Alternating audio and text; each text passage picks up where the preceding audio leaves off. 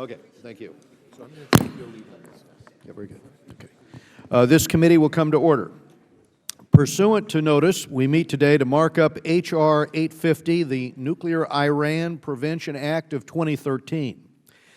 The Chair calls up the bill, and without objection, the bipartisan amendment in the nature of a substitute that was sent to your offices on Monday is considered base text and is considered read and open for amendment at any point.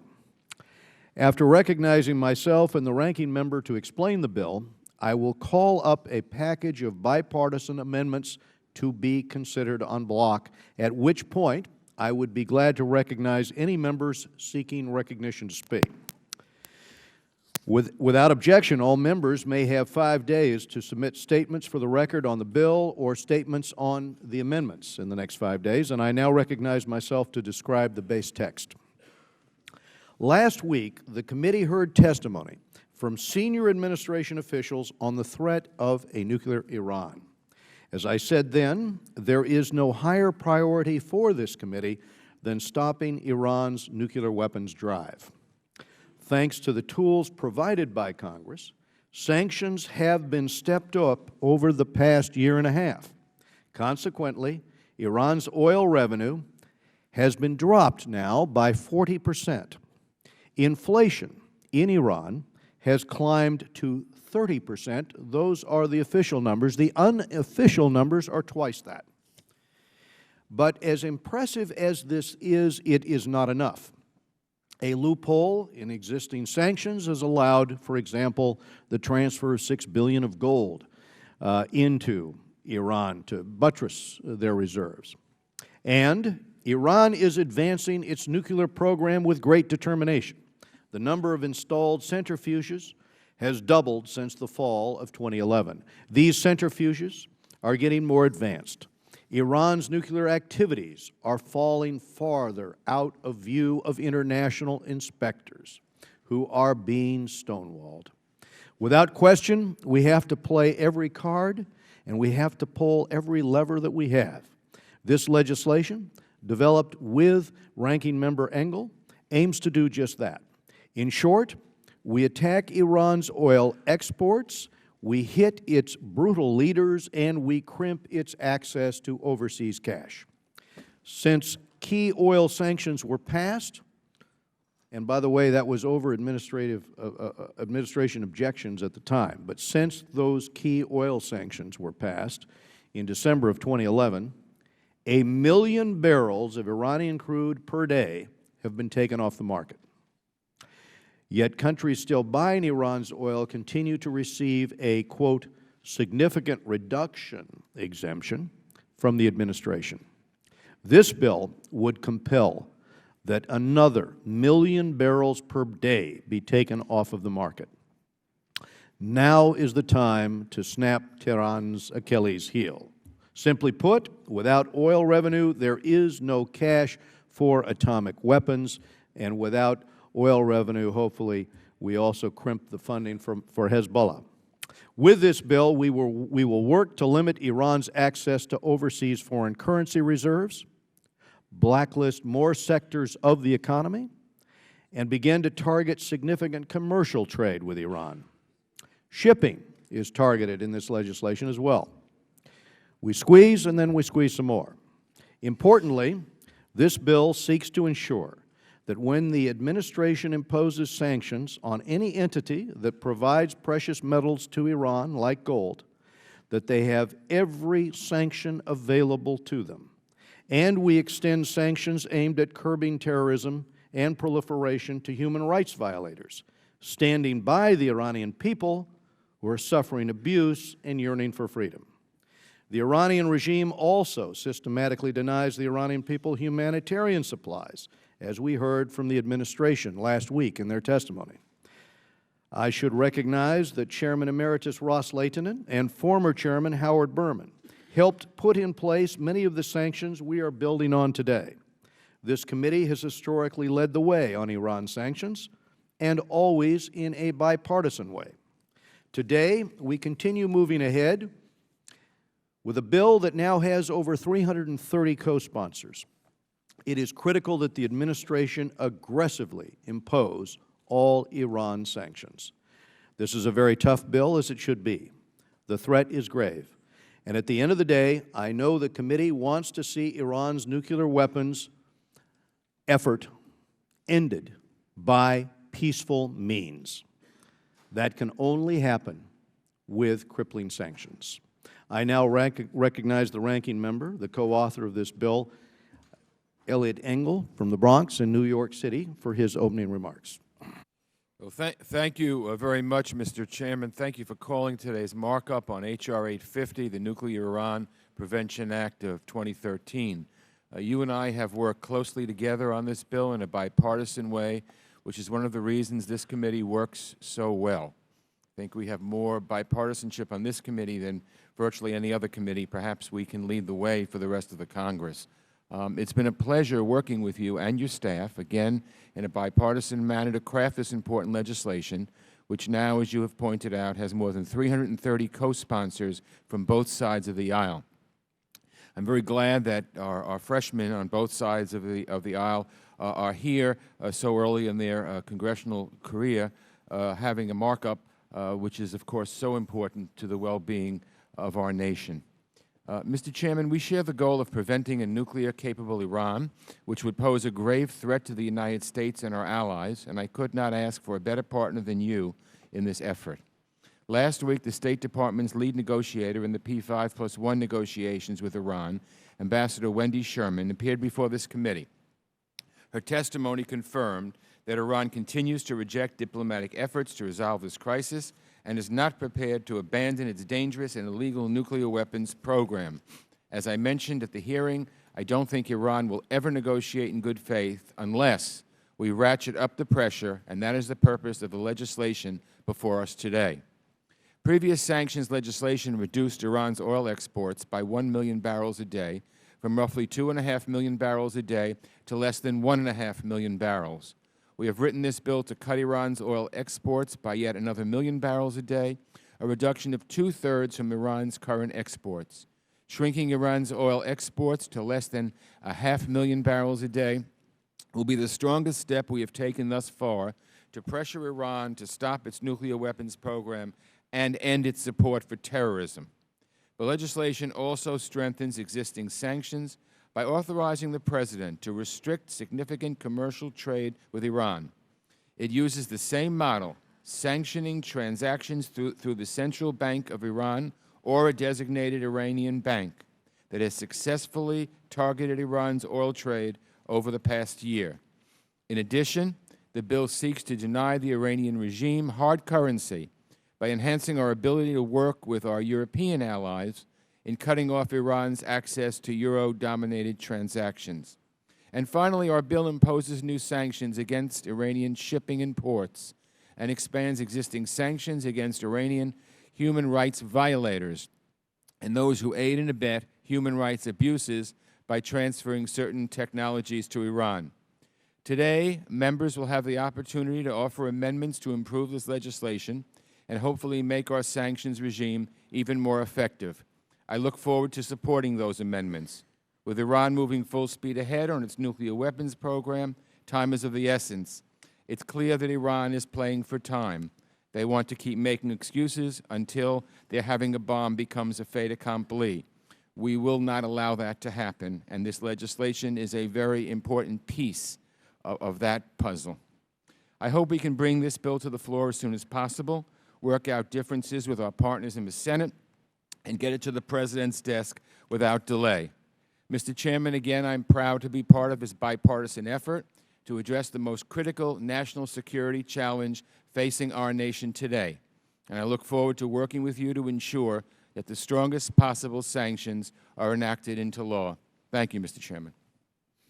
I thank my friend for his remarks, and I also thank him for the contributions that he's made to this legislation. And as your offices were previously notified, I will now call up the bipartisan en bloc, and then we will recognize any members wishing to speak on the bill or wishing to speak on those en bloc amendments after we've done that. So without objection, the following amendments provided Sorry, Mr. Chairman. This is a point of order. I think that we should have at least a voice vote on the amendment in the nature of the substitute. We have a bill. We have an amendment in the nature of the substitute. We have not had a vote yet on the amendment in the nature of the substitute.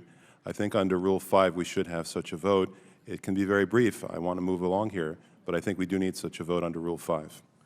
Well, if I could, Mr. Grayson, my intention was to go to a vote on that after the amendments. What you were suggesting is that rather than recognizing the en bloc amendment first, you would prefer to have that vote prior to accepting the en bloc amendments. Yes, Mr. Chairman, exactly.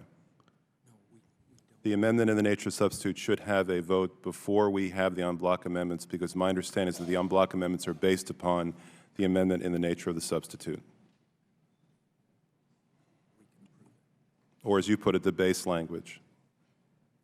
Well, we're in the process of amending the base text so that we have a baseline, which then, if you wished to call up a vote on that, we could be recorded, because at this point, these amendments, the base text is pending these amendments. That's the circumstance we are now in. So, if I understand the Chairman correctly, the Chairman does contemplate a vote on the amendment in the nature of the substitute, but only after all other amendments to that amendment have been resolved. Well, after the amendments that we've already resolved en bloc, all right? So that's the suggestion I'm making. I understand. I and withdraw I my think objection. that might be acceptable to you. Yes, it is, Mr. Chairman. Thank you. I thank the gentleman from Florida. Okay, without objection, the following amendments provided to all members yesterday, and which you have in front of you, will be considered en bloc. Royce Amendment 22, Connolly Amendment 39, Cotton Amendments 4 and 20, Deutsch Amendments 22, 23, and 25, Duncan Amendment 16, Frankel Amendment 3, Grayson Amendments 101, 103, 108, and 110, Marino Amendment 19, Poe Amendment 38, Ross-Lehtinen Amendment 18, Schneider Amendment 2, and Sherman Amendments 74, 75, 76, and 79. And I think at this time it would be appropriate to ask if any members want to speak either on the en bloc amendments or on the underlying bill, and we'll go to Mr. Sherman. Thank you, Mr. Chairman. I want to thank you and the ranking member for your work on this important legislation. It builds upon the key work that particularly the Menendez-Kirk Amendment that has had such an effect of making it difficult for Iran to sell its oil. As you point out, Iran is now down to 1.2 to 1.5 million barrels, and those who want to do business with the Central Bank of Iran without obtaining U.S. sanctions have to get waivers from the United States, and for those waivers to continue, we need to see dramatic reductions in oil purchases from Iran. As to the en bloc amendment, I should explain some of the provisions in it that stem from the 4 amendments that I had pending individually. First, and perhaps most important, it imposes sanctions on those who sell mining and milling equipment to Iran that can be used by Iran to exploit its own uranium ore. Second, it strengthens the sanctions on those who would provide WND technology to Iran, and also strengthens the sanctions on those who would give the Iranian government the technology to suppress the communications of its own citizens and the social media that was so important in the unfortunately unsuccessful Green Revolution or insurrection. Perhaps most importantly, we have a situation where we have to make sure that the sanctions are enforced One thing that is already in our law that is self-enforcing is that those getting federal government contracts have to certify that contracting entity is not violating U.S. sanctions law. So even if an administration were to do nothing, unless corporate executives are willing to risk imprisonment, they are going to have to choose between doing business with the federal government and doing business with Iran in a manner that is sanctioned under our laws. Unfortunately, current statute applies that certification only to the entity contracting with the federal government and its subsidiaries. This en bloc amendment would broaden that to apply to the entire corporate group, so that the certification would be on behalf of the parent corporation and all the brother-sister corporations, all of the corporations under joint control. So I think that the bill is a major step forward. The en bloc amendment deserves support. One thing that we need to work out with other committees is the issue of whether some in the administration would say, well, there's this or that part of our Iran sanctions bill that we would like to enforce, but our lawyers say that we can't because of some treaty or trade treaty or whatever. You can always find a lawyer in this town that can tell you that you can't do this or that, especially if you don't want to do it. The fact is that we have, that none of our sanctions against Iran have been adjudicated by any competent international or domestic tribunal to be in violation of any of our trade agreements. And I am certain that the members of the Ways and Means Committee are as dedicated as all Americans to preventing Iran from developing a nuclear weapon, and that ultimately they will want to see in this bill provisions that say that all American sanctions need to be enforced, notwithstanding some argument about some treaty, trade treaty or otherwise, unless and until there's an adjudication from a competent tribunal, which I'm sure would not happen, and even if it did, it would happen many, many years down the road. Finally, I want to mention that an interesting bill was introduced in the Senate yesterday, the Iran Export Embargo Act, that would sanction those who buy non-energy exports from the government of Iran. And as this bill goes forward, we may find provisions of that bill ought to be added to this bill. So this is this may be the most important legislation the committee deals with all year. It is something that I would like to commend the chair and the ranking member for preparing, and I yield back. I thank the gentleman from California. We go now to Mr. Smith from New Jersey. Thank you very much, Mr. Chairman, and I want to thank you for authoring a truly important bipartisan piece of legislation. The Royce Engel bill, I think, will make a serious difference in the fight to combat Iran's efforts to acquire a nuclear weapons of mass destruction capability. Oil revenues remain, as we all know, Tehran's economic lifeline, and I do believe we're at a tipping point. It may now be a matter of when and not if that Iran procures these weapons of mass destruction, but we've got to make this last economic effort to try to say, not now, not ever, while this dictatorship continues to pose threats to its neighbors, to Europe, to the United States, and really to the world. I think it's very important that the legislation targets oil, as I pointed out, as so many of us pointed out again, especially when Wendy Sherman testified. You know, when you can sell oil to China and a whole host of other nations and derive huge amounts of hard currency and the ability to sustain the European and American sanctions, you know, we have not done all that could be done economically to try to mitigate this threat. So I do think this legislation takes us in a very significant way in the direction of finally saying, we're not kidding, this has got to stop. We're at a tipping point, like I said. Again, I want to thank you, I would ask you now to consent to my full statement made a part of the record, but I do want to thank you, Chairman Royce. You know, Ileana Ros-Lehtinen championed the legislation in the last Congress, and as you pointed out, it was bipartisan.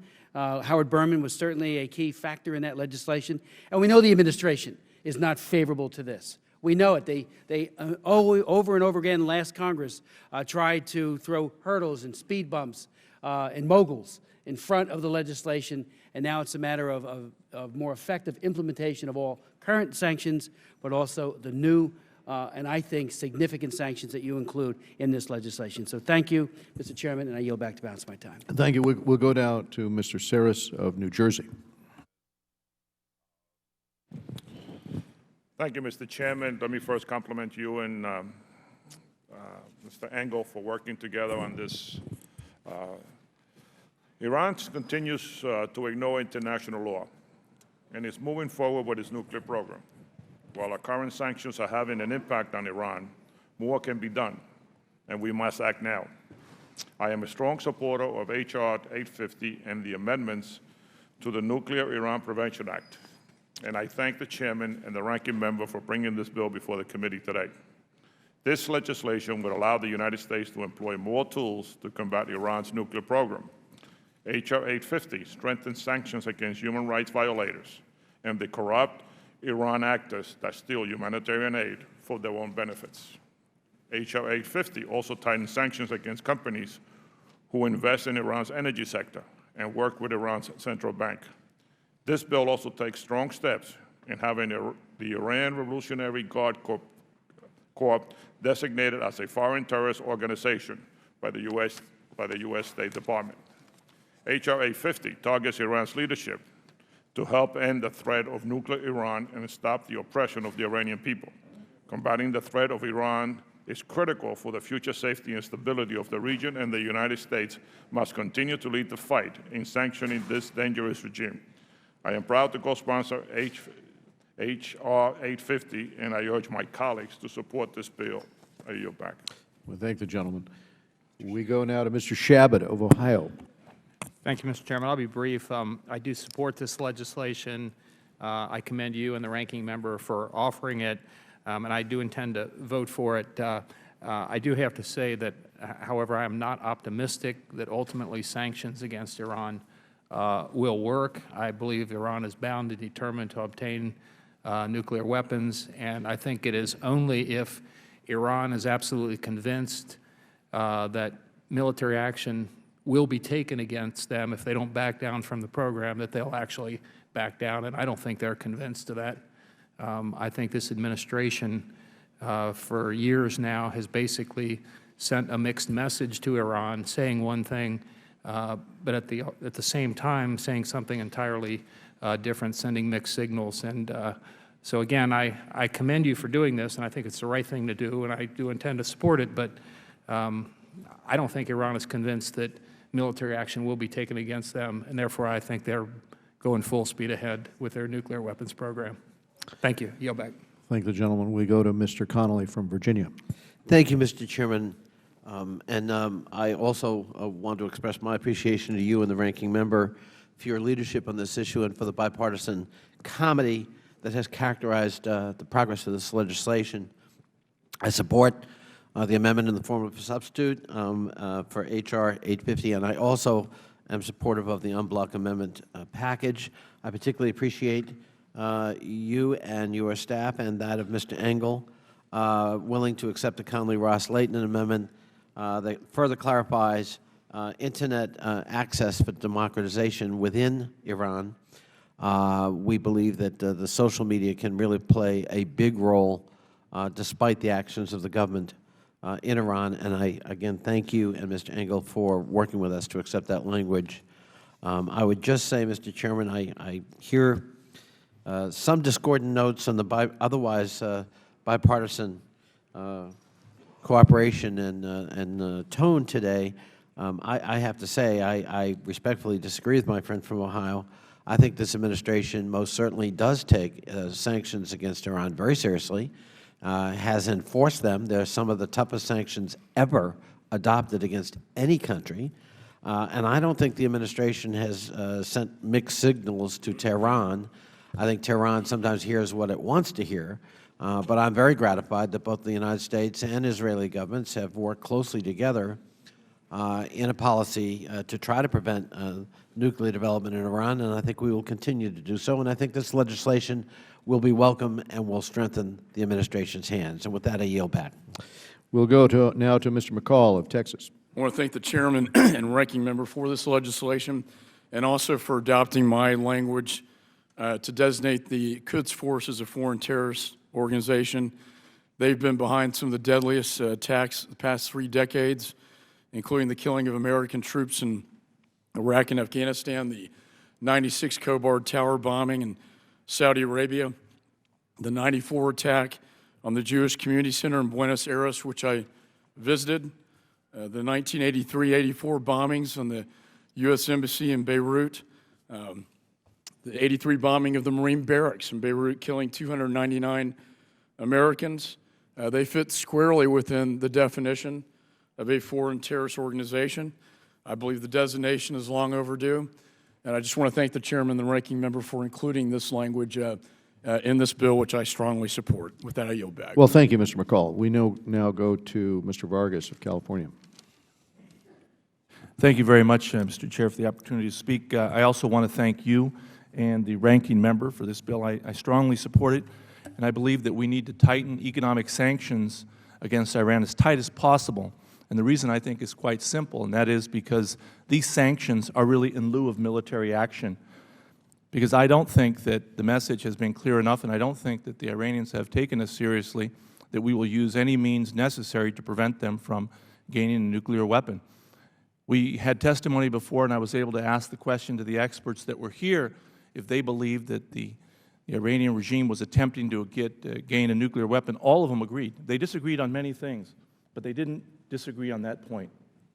They all agreed that Iran was continuing that process to gain a nuclear weapon. So I think that these sanctions are very necessary. I think that we should tighten the noose as tight as possible. They are a terrorist nation. There's no doubt about that. Again, I thank you for bringing these forward, and in any way that we can tighten these even further, I would be in favor. So thank you. Thank you. Mr. Duncan of South Carolina is recognized. Yeah, thank you, Mr. Chairman, and I want to thank you and the other members for the bipartisan effort on H.R. 850, and including my amendment as the part of the en bloc amendment. Just a few talking points that I'd like to cover about Iran's nuclear program, which threatens the safety and security of the U.S. and many of our allies and partners around the world. And although the U.S. has had sanctions on Iran since 1979, with sharpening sanctions in more recent years, and while the UN and the EU have passed sanctions on Iran, we continue to see countries purchasing oil or natural gas from Iran with gold. Although the President has had the authority to impose sanctions on gold exports to the Iranian government since July 2012, to date the administration has not penalized any entity on these grounds. In the meantime, lack of U.S. action has real and tangible ramifications. A recent report by the Foundation for Defense of Democracies and the Rubini Global Economics found that between July 2012 and March 2013, Iran received $6 billion in payment in the form of gold for energy exports. My amendment to H.R. 850 seeks to close this gold for gas loophole by requiring greater transparency and accountability from the President to ensure that the President implements sanctions on gold exports to the government of Iran. I appreciate the support of this, and I yield back. Thank you. We go to Mr. Deutsch of Florida. Thank you. Chairman Royce, Ranking Member Engel, thank you for your commitment to advancing this legislation today. You acted swiftly to bring the bill up before this committee, and I hope that it continues to the floor as soon as possible because, as we all know, time is of the essence. We've seen how sanctions can cripple the Iranian regime's financial lifeline with strict implementation and enforcement. But we've also seen the regime become adept at finding mechanisms to skirt sanctions. This legislation will close those existing loopholes and make it more and more difficult for Iran to avoid the economic pain of sanctions. Today I offer 3 amendments, 2 of them addressing critical issues that dominate today's headlines, and a third continuing my work on divestment. As we saw yesterday, tensions in Iran are rising as presidential elections draw near. The disqualification of former President Rafsanjani, a supporter of the 2009 reformists, is further proof that the Ayatollah is willing to violate any and all international election standards that might threaten his hold on power. According to reports from Rafsanjani's daughter, a reason for his disqualification is yet to be provided. But we knew that the unelected, unchecked Guardian Council would disqualify anyone seen as a threat to the regime, as well as any religious minority or women candidates. As Iran expert Karim Sajapur said recently, increasingly looking like Iran's presidential election will be one man, one vote, and that one man's name is Ayatollah Khamenei. In fact, this morning there are reports that members of Rafsanjani's campaign staff had been arrested. To prevent any chance of a post-2009 uprising, we are already seeing the regime's efforts to crack down on the communication, with reports of drastically slowed internet speed and people unable to access technology necessary to help circumvent the regime's ban on international websites. News out of Iran reports that reformist candidate and opposition websites have been filtered. Mr. Chairman, that's why the passage of my amendment today is so critical. With this amendment, Congress will send a clear message to the Iranian people that we stand with them in their quest for democracy, and we unequivocally support their right to free and fair elections. For years, the Iranian regime has been engaged in a systematic campaign to deny the Iranian people access to unbiased information and to prevent them from exercising basic human freedoms of expression and assembly. And as we saw yesterday, as this election draws closer, the regime will try to cement its firm grip over the Iranian people. With elections just weeks away, it is vital that we do not let Iran achieve its goal of dropping an electronic curtain on its people. In response to what we have already seen happening in Iran, I'm also pleased to offer an amendment that will expose those that continue to import to Iran technologies that are used for repression, tracking movements, monitoring of email and text, and jamming of access to the Internet.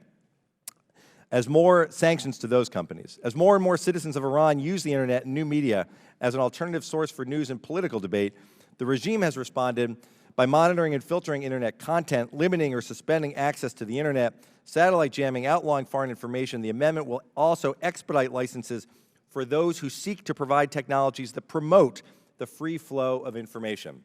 Finally, Mr. Chairman, I'd like to offer an amendment that furthers an issue that I've worked on for many years. In 2007, the state of Florida passed the nation's first Iran divestment legislation requiring state pensions to withdraw funds from any company doing business in Iran's energy sector. My third amendment today will broaden the ability of states to divest their funds from companies who continue to support the Iranian regime. This amendment will also allow states to deny business licenses to companies engaged in business with Iran. 28 states now have divestment policy, and as a result, billions of dollars of investment in Iran has been lost. Mr. Chairman, I want to thank you and the ranking member for working with us in such an inclusive, bipartisan manner on this bill. The Nuclear Iran Prevention Act will continue to advance what has become the most rigorous U.S. sanctions policy to date, aimed at bringing maximum pressure on this regime and ultimately halting Iran's drive for a nuclear weapon once and for all. And I yield back to balance. Well, thank you, Mr. Deutsch. I do think your amendment sent a strong message, and I think it's interesting that this markup comes a day after, as you eloquently expressed, another example of this rigged sham of an election, one more case of evidence in terms of the way in which the will of the people in Iran have been overturned by this decision. We now go to Mr. Cotton. We recognize Mr. Cotton of Arkansas. Thank you, Mr. Chairman. I want to express my thanks to you and the ranking member for your efforts on this very important bipartisan legislation. I agree with my colleague from Ohio that this legislation may be the last best chance to stop Iran's nuclear weapons program before an act of war, whether a passive act like a blockade or an active act of war like an attack may be necessary. I hope it will be successful. We don't know for sure, but it is certainly worth the effort. I have offered 2 in-block amendments and will offer standalone amendments as well. All of these amendments have one underpinning. They are designed to accelerate and improve the reporting of this legislation. I think the timeline on which we're operating is very short. We're not operating on a 3 to 5 year timeline. We're operating on a 1-year timeline, give or take a few months. I do believe this is necessary because Western intelligence services, including our own, have a history of underestimating the timelines that covert weapons programs take to reach full development. For example, Saddam Hussein's program that was destroyed by Israel in 1981, thankfully. In my in-block amendments, the first is an amendment to Section 102. It would require reporting about the net worth of certain Iranian officials. Iran suffers from double-digit unemployment and staggering inflation, yet the elites of the regime continue to profit at the expense of common Iranian people because of the regime's tight control over information. Many Iranian people don't know this. to put this on the internet, I think would help foment some of the civil unrest in the country. The second amendment to Section 301 would again help strengthen reporting requirements. It would eliminate the nuclear clock and the economic clock that Iran currently has. It would do things like require more reporting on weapons-grade uranium production, plutonium production, Iran's capital accounts, foreign exchange reserves, and an estimated timeline with respect to its macroeconomic viability. I think this will provide sorely needed accountability and transparency. I am happy and honored to be offering this bipartisan amendment with my colleagues from Massachusetts and Illinois, and I will yield 2 minutes to the gentleman from Massachusetts at this point. Thank you, Mr. Cotton. It is a privilege to be able to, and it has been a privilege to be able to work with you on these amendments as well. And I want to thank and recognize the chair and ranking member of the committee for putting forth such a strong bill that has received such strong bipartisan support throughout this committee and in the House. I just wanted to speak briefly and echo a bit of what Mr. Cotton had said.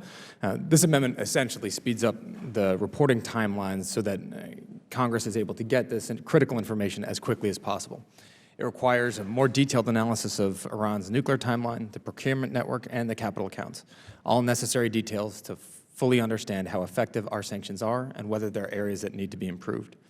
Our amendment ensures that we're going to be able to move forward with tougher sanctions and that there's a thorough and consistent communication between the State Department, Congress, regarding any new threats and developments. The United States has to continue to lead the way with these crippling sanctions and must continue to stay active and engaged in their implementation and oversight. And for a couple more comments, I'll yield to Mr. Schneider. We recognize the gentleman from Illinois.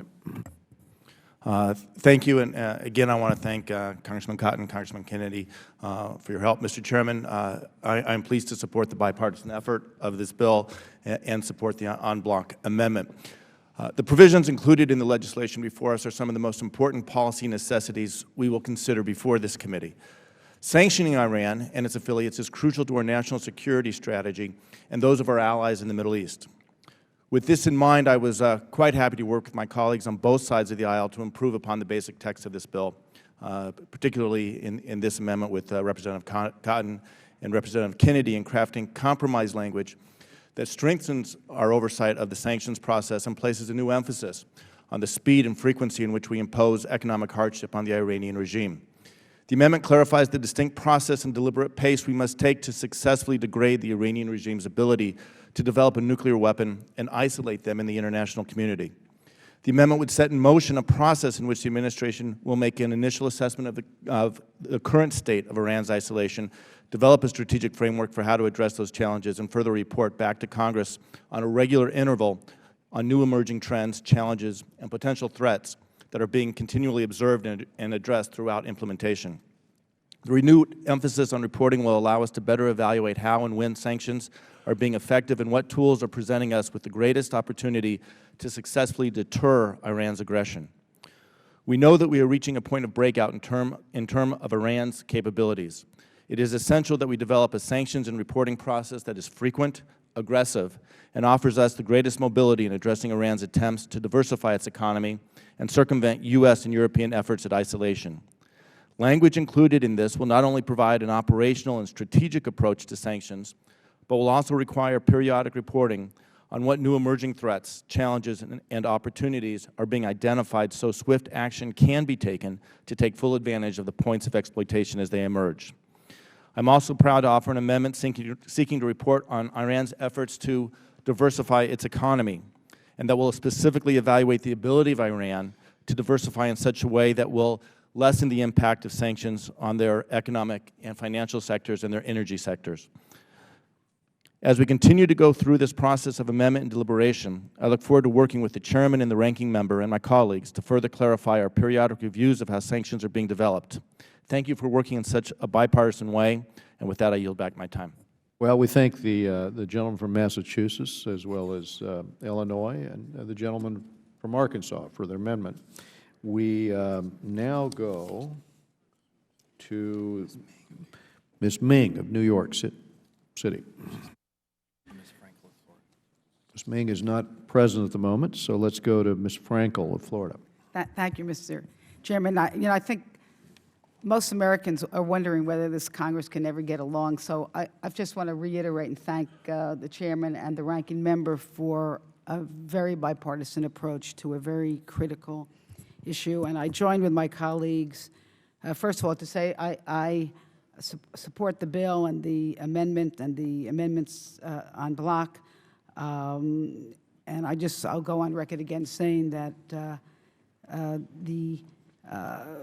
this extreme regime is the largest state sponsor of terror. It cannot be allowed to acquire the world's most dangerous weapon. And as we heard Undersecretary Sherman say, that a nuclear Iran would trigger a nuclear arms race throughout the region that would destabilize the world order. So thank you for strengthening the sanctions with this act. I also want to thank Mr. Royce and Mr. Engel for advancing human rights. There is always this delicate balance. These sanctions are rightfully aimed at causing economic unrest in Iran, and we want these strategies to work in a way that the Iranian people, the unrest, that they turn against their government, not have sanctions that further support of a government. And so thank you for adding the advancement of human rights. I just wanted to give folks an example of what it's like for women in Iran. For example, a woman convicted of adultery, they are buried in the sand up to their shoulders, and small stones are thrown at them until they die. That's just an example, one example of the cruelty of the Iranian regime. And within this block amendment is a provision that asks the Secretary of State to designate a position in the Bureau of Near Eastern Affairs to facilitate cooperation across departments for the purpose of advancing human rights and political participation for women in Iran, as well as to prepare evidence and information on women's rights violations to be used in identifying Iranian officials for designation as human rights violators. We need both men and women's voices to be heard to alter the actions of a very, very cruel, extreme Iranian regime. Thank you, Mr.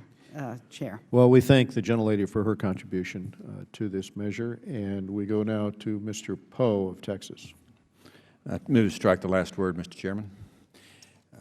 Thank you for the diligence on this bill. As the gentleman from the Bronx mentioned, 330 co-sponsors on a piece of legislation in Congress. I don't know that we've ever had that many agree on anything. And that should be a sign not only to the American people, the Iranian people, but the rogue government in Iran that we mean business about sanctions. And we're united on the issue of making sure that the little tyrant from the desert, Ahmadinejad, is not able to have nuclear capability, nuclear weapons. The Supreme Leader took a heavy hand against his own people after the 2009 massive protests, and the illegal government of Ahmadinejad took control. The Iran Revolutionary Guard was let loose on the people, tramping down, stomping, and killing, all because of the right of free speech. According to numerous accounts, one of those protesters was a young lady. Her name is Tarana Mousavi. One of her friends described her as beautiful and very kind, and she had a warm voice and played the piano with great skill. Tarana disappeared during the protests of 2009. She was arrested by security forces. Weeks later, her mother received an anonymous call, the call of the night, from the government, a government agent saying her daughter had been hospitalized, listing injuries that could have only come from an assault, a rape. When her family went to the hospital, Tarana was not there. According to one account, the family was told by government thugs not to tell people when she disappeared, nor any information about the kind of injuries she suffered. So when her charred body was discovered a month after her arrest, her family was again told not to hold a funeral ceremony for her and not tell anyone about the way she had been killed. The report of Tarana's rape and murder is not the only example of torture and abuse in Iran's prisons by the Iranian government against its people. According to the UN Special Rapporteur September 13th report, human rights defenders reported being arrested and held in secret for periods ranging from several weeks to 3 years without charge or access to legal counsel. They reported being subject to severe torture, beatings with batons, mock hangings, electrocution, rape, sleep deprivation, and denial of food or water. The State's Department Iran Human Rights Report of 2012 confirms exactly the same thing. The amendment that I have offered that is in Bonk expanded the list of those Iranian government officials that this administration must report on. The new list includes those responsible for human rights violations, and there are a lot of those in Iran. Human rights violations like the one that happened to Tarana, such as those who work in the prisons in the Ministry of the Interior. Now, unless it would justify in a report why it believes they would not be subject to sanctions, the bill will force the administration to sanction these officials personally. It is important that we make it clear that our quarrel is not with the Iranian people. Our quarrel is with the government of Ahmadinejad and his being controlled by the supreme leader who denies the people of Iran basic human rights. Many of those individuals are in different countries. Some are held, and I think, in hostage in Camp Liberty in Iraq. Many of their family members are in the United States. It is imperative that we make the little fellow from the desert, Ahmadinejad, understand that human rights violations are not tolerated, and that we support those who hope for a peaceful regime change in Iran. I thank the Chairman for the time, and I yield back my time. We go now to Mr. Cicilline of Rhode Island. Thank you, Chairman Royce and Ranking Member Engel, for your leadership and for holding this markup on this important legislation, a legislation which becomes even more important every single day. I support the en bloc amendments and the underlying bill, and I particularly want to thank my friend, the gentlelady from Florida, for her excellent words and her amendment relating to human rights. The continuing threat that Iran poses to international stability is of paramount concern to the United States and to the world. Addressing this threat must be a top priority of U.S. foreign policy as Iran continues to defy the international community with its pursuit of nuclear weapons. In addition, the specter of violence and the suppression of basic human rights loom over the upcoming elections in Iran, just as they did in 2009. The threat of an Iran with nuclear weapons capability is serious and must be prevented. According to a report from the International Atomic Energy Agency, Iran is steadily increasing its nuclear capability by installing new, more advanced centrifuges. If Iran is allowed to bring these centrifuges online, they will significantly reduce the time that is needed to produce enough weapons-grade uranium to construct a nuclear weapon. In addition, Iran continues its construction of heavy water reactor in defiance of UN Security Council regulations. The spent fuel from such a reactor could be reprocessed to produce plutonium. These conditions are unacceptable to the United States and to the international community. In June, Iran will hold its first presidential election since 2009's fraudulent vote, which sparked widespread protests and worldwide condemnation. Thousands of demonstrators were jailed, injured, or killed at the hands of the Iranian government, particularly by the Iranian Revolutionary Guard. This year, the prospects of a fair and democratic election in Iran remain remote. Of an estimated 700 candidates who have registered, the Iranian government has restricted those who are able to run by excluding a vast majority of those it deems to be disloyal to the regime. Regardless of the outcome of this year's election, it will do little to slow the expansion of Iran's nuclear program. Decisions over the program's future will remain in the hands of the supreme leader, who continues to stifle all attempts at a diplomatic solution. It is critical, therefore, that efforts to curb Iran's nuclear ambitions and its abuses of human rights be enhanced to exert increased pressure upon the regime. The Nuclear Iran Prevention Act of 2013 will impose harsher penalties for violations of human rights of the Iranian people. It will broaden the scope of these sanctions to make the Iranian government more accountable for human rights violations and impose harsh penalties on financial institutions that provide aid to those who commit these violations. This bill will strengthen existing sanctions by requiring other nations to reduce their imports of Iranian crude oil by 1 million barrels within 1 year's time, and authorizes the President to penalize foreign nationals who engage in significant trade with Iran. It also calls for an expansion of the blacklisting of industries that are strategically important to the Iranian regime. This bill also recognizes that we cannot accomplish our goals by acting alone.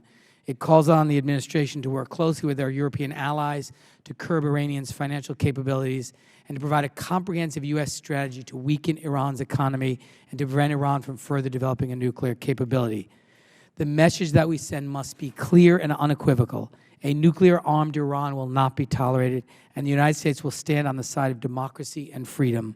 A clearly defined national strategy that further pressures Iran to end her nuclear ambition and strengthen economic sanctions is absolutely necessary. I thank, again, the Chairman for his leadership. I thank my colleagues for their excellent amendments and the Ranking Member, and I yield back the balance of my time. We go now to Mr. Rohrbacher of California. Thank you very much, Mr. Chairman, and congratulations to you and to Ranking Member Engel for working together and coming up with a very good package for us. This legislation focuses on exercising economic power to provide incentive for Iran's mullah regime to back away from the development of a nuclear weapon. This legislation is a good step in the right direction, but it is not going to make us safer. At best, we will get the status quo, no nukes. To make the world safer, we must understand that the world will not be safer until the mullah dictatorship is replaced by a government that is not dedicated to destroying Israel or supporting terrorists throughout the Western world. That will require us to support those brave souls who live in Iran, who seek to change the regime in that country. This administration has not been aggressive in supporting those who are opposing the mullah regime in Iran. And we've heard several descriptions about the last elections and how the students were pleading for help. And they did plead for help. And America's weak response to the suppression and the brutal put down of those students who were requesting an honest election, our actually weak response was embarrassing to us and certainly did not in any way encourage those people who really seek democracy in that part of the world to have any faith that we would back them up in their efforts. There are repressed, not only are there just regular Iranians and this push for democracy, but we also have to realize within Iran there's other leverage to try to come to a more peaceful regime, and that is we can support those minority groups in Iran that also would like some independence and seek their own freedom. There are more Kurds in Iran, for example, than there are in Iraq. There are millions upon millions of Azaris. There are Baluch in the southern part of the country and other various groups that deserve our support in their struggle against the repression of the mullah regime. We aren't even broadcasting to Iran in their languages. We need to convince the people of Iran and of every ethnic makeup that we are on their side in their struggle for freedom. It is this struggle for freedom and its success that will make the world a safer place by replacing brutal dictators who are willing to murder their own people with people who are trying to make their country better and will live at peace and respect the freedom of other peoples in the world. So, Mr. Chairman, this is a great step in the right direction, but if we are going to really tackle this problem, it's going to require more than just a step in the right direction. It's going to require and a prevention of a nuclear armed Iran, but it's going to require us to support those people who struggle for freedom in that country as well. Thank you very much. I yield back the balance of my time. Thank you, Mr. Rohrabacher. We now go to Ms. Gabbard of Hawaii. Thank you very much, Mr. Chairman and Ranking Member Engel, for introducing and bringing this very important bill before the committee. As a new member of the committee, I have been impressed and very encouraged by the level of bipartisanship that has been displayed in the quick progress of this important bill. And I'm also proud to be a co-sponsor of the underlying measure, and will be supporting it as we move it forward today. As we've seen other attempts being made in the past to prevent Iran from acquiring a nuclear weapon, seeing the lack of progress that has been made, I'm encouraged to see this bill move forward because it will add and tighten the sanctions greatly on Iran. It's absolutely vital that the United States take steps to curb Iran's progress in this direction, and believe that the bill's provisions to broaden economic sanctions and target human rights violators will help to increase this pressure. Additionally, we know that Iran and North Korea have developed a close working relationship in many of its ballistic missile programs.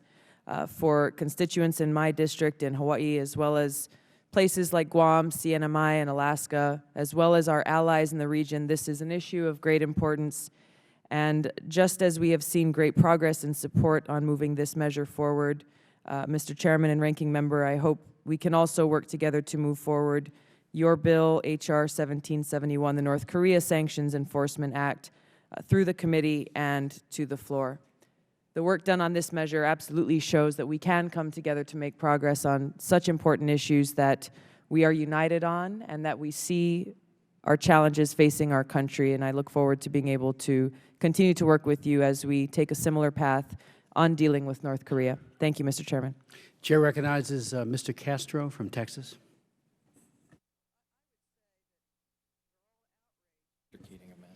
Mr. Keating from Massachusetts. Thank you, Mr. Chair.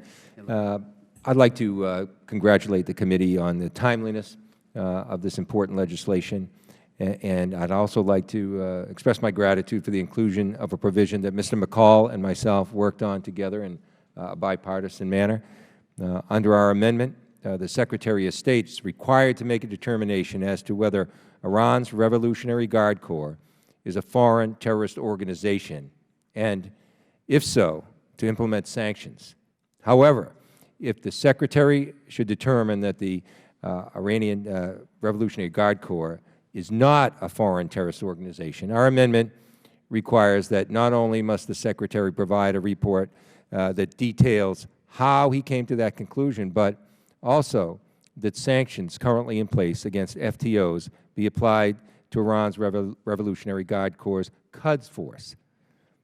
The IRGC's covert Quds Force presents a direct and immediate threat to the United States and our allies. They're responsible for some of the deadliest attacks in recent decades. Moreover, these attacks and assassinations take place outside of Iran's borders. Today, they continue to support and oversee weapons deliveries to pro-Iranian factions, more recently to the Assad regime in Syria and Hezbollah in Lebanon. In the course of just a year, the Quds Force influence has been witnessed in attempted and successful terror plots in Turkey, Pakistan, Thailand, Azerbaijan, India, Georgia, Kenya, and Bulgaria. Subjecting the Quds Force to further sanctions can only aid our attempts to limit their resources and, in turn, the danger that they present. So I applaud today's markup, and I applaud the important legislation that we have, and I thank the Chairman and Ranking Member for their inclusion of this important amendment. With that, I yield back my time. Mr. Lowenthal.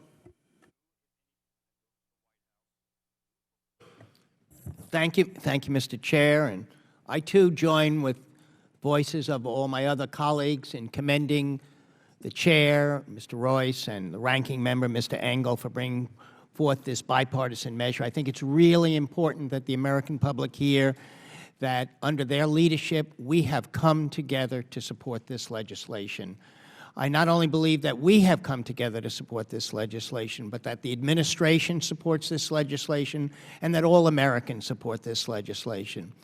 Not only is a is it really important to Israel that we not have an Iran with nuclear weapons? But this legislation sends a message to all the other countries of the Middle East who are also terribly threatened by an Iranian nuclear power, that this shall not be tolerated, and that the United States will play a leadership role in protecting and supporting all nations of the world in moving Iran away from nuclear weapons.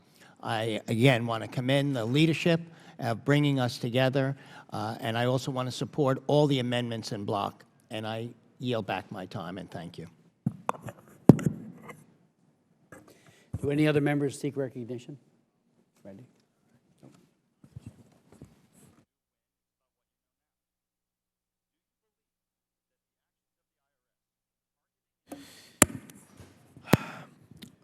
Do any other members, again, wish to speak on either the en bloc amendments or the underlying bill? If not, the question occurs on agreeing to the amendments being considered en bloc. All those in favor, say aye. Aye. All those opposed, no. In the opinion of the Chair, the ayes have it, and the amendments considered en bloc are agreed to. Before taking up other amendments, the Chair has an amendment to the desk, and the clerk will report the amendment. And I would hope if the clerk's office could distribute the amendment as well at this time. Amendment to the amendment in the nature of a substitute to H.R. 850 offered by Mr. Royce of California. On page 29, line 19, strike, quote, the date that is 90 days after such date of enactment, end quote, and insert, quote, May 22nd, 2013. I recognize myself to explain the amendment. Section 205 of the bill imposes sanctions on certain transactions in foreign currencies. This section seeks to prohibit the conversion and repatriation of Iran's overseas foreign currency reserves back into Iran. The bill authorizes the President to impose sanctions on any foreign bank involved in facilitating transactions in foreign currencies over which it does not have primary jurisdiction on behalf of the Central Bank of Iran or another designated Iranian bank. The objective is to further enable the administration to render Iran's foreign exchange reserves inaccessible, make it impossible for those reserves to come back into Iran. This is a key provision in the bill. There are concerns that waiting for enactment would allow Iran to engage in this activity in the interim. Therefore, this amendment changes the enactment date of the provision to today's date. This will bolster our ability to target this activity and, most importantly, put banks on notice that as of today, they will be sanctioned for helping Iran access their overseas hard currency. And I would ask my colleagues' support on this measure. Do any other members wish to be recognized on this amendment on the date change? Yes. I'd like to be recognized. Mr. Engel. Yes. Thank you, Mr. Chairman. I agree with everything you said about this amendment. I think it's very important that we enact it. I know that our colleague, Mr. Sherman, was working on this legislation as well, on this very important issue as well. And again, I think this is something that's bipartisan and very, very important to be added to this bill. I think it closes a loophole, and I urge a yes vote for this amendment. I yield back. We'll go to, I thank the gentleman from New York, Mr. Poe of Texas. Thank you, Mr. Chairman. I want to show the committee the reality of living as a political prisoner in Iran. Here we have two young men that were hung publicly for just being political prisoners, opposing the Iranian government, the little fellow from the desert, and his oppressing human rights to people of Iran. And unfortunately, these are not the only two that were hung in Tehran in recent years for being opposed to the regime. And I yield back. Thank you, Mr. Chairman. I thank the gentleman. We go now to the gentleman from Florida, Mr. Grayson. Mr. Chairman, I understand and agree with the principle involved here. In other words, what it is that I think that the chair is trying to accomplish through this amendment. However, this is a bill that, among other things, can be enforced by a penalty of 20 years in prison. I believe that this amendment would represent a violation of the ex post facto provision in the Constitution. What you're contemplating here is to say that activities that take place before the enactment of this bill will become illegal upon the enactment of this bill, dating back to May 22nd, 2013. I don't see any way to reconcile that, unfortunately, with the ex post facto prohibition in the Constitution. I would point out that this provision appears not to be severable from the Act and arguably puts the entire Act at risk for including it. I was not aware of this amendment before it was offered today. I would have been happier to be able to have addressed this before today. I regret the fact that I have to raise this point at this now late date, but given the fact that I didn't see this amendment until literally 10 minutes ago, there was no earlier opportunity. If there's some way to make this work, I would love to see this in an amendment before this bill goes to the floor. But I think putting this in the bill at this point risks torpedoing the entire bill. Let me respond to the gentleman if I could. I have no reason to expect that this bill would be implemented in a way that would be unconstitutional. However, I'd be happy to work with the gentleman on this issue going forward. In the meantime, let me recognize some of the other members that are here. Mr. Cicilline. Mr. Chairman, I would offer a friendly amendment that I think might accomplish that if the amendment were to insert instead the date of enactment shall be the date upon which the legislation is passed. I think we would avoid what my friend from Florida has raised and would not give an additional 90 days, but it would happen on the day of enactment. Would the gentleman yield to me? Would the gentleman from Rhode Island yield to me? Sure, certainly.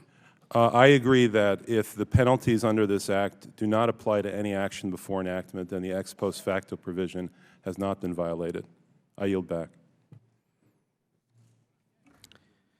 Again, so that the members of the committee understand the consequences, the provision in the bill, by changing this date of enactment, would enable the administration, which I believe could still utilize this tool and do it in a constitutional way to prevent Iran during this interim period before the legislation is finally enacted from repatriating its overseas earnings. And the difficulty of the situation is that in advancing this bill out of committee today, there is going to be an enormous pressure inside the regime to find ways to circumvent this law. And the most effective way to do so would be to immediately begin a process through third parties of trying to figure out the repatriation scheme. So if we stick with the amendment that I'm suggesting, which would make the date it's effective, the date it is passed out of committee, we do a lot to offset the ability of the Iranian central bank to circumvent the sanctions. But let me go to Mr. Cotton of Arkansas to recognize him for 5 minutes. Thank you, Mr. Chairman. I would like to speak in support of this amendment, which I had originally planned to introduce with Mr. Sherman. I'm not the distinguished lawyer that the gentleman from Florida is. I only practiced for a couple years before my skills required me to leave and join the Army as an infantry officer. I understand concerns about the ex post facto clause as well. I do think, though, that the case law is somewhat complicated on that, and this is not final passage of the bill into law. We have several quarters left to go in this game. We have the Rules Committee, we have the floor, we have a Senate version. We will have a conference committee to address, in light of Supreme Court case law and the ex post facto clause. I would encourage all my colleagues to vote yes. As the chairman said, this helps indicate the intent of this committee, this Congress, to hold the Iranian regime to the strictest standards possible, and then work with committee counsel as well as legislative counsel to address any concerns that may or may not arise. When I left the law and went to the infantry in Iraq, I was a platoon leader in the 101st Airborne, where, as Mr. McCall said earlier, the Iranian regime, the Quds Force in particular, were shipping in a particularly lethal kind of improvised explosive device, explosively formed projectiles that would kill any soldier that they hit. Our armor simply could not resist them. I had to tell soldiers of mine that came in when they asked about roadside bombs to trust your armor and trust your leadership. And they asked me, what about EFPs from Iran? And I said, just hope today is not your day.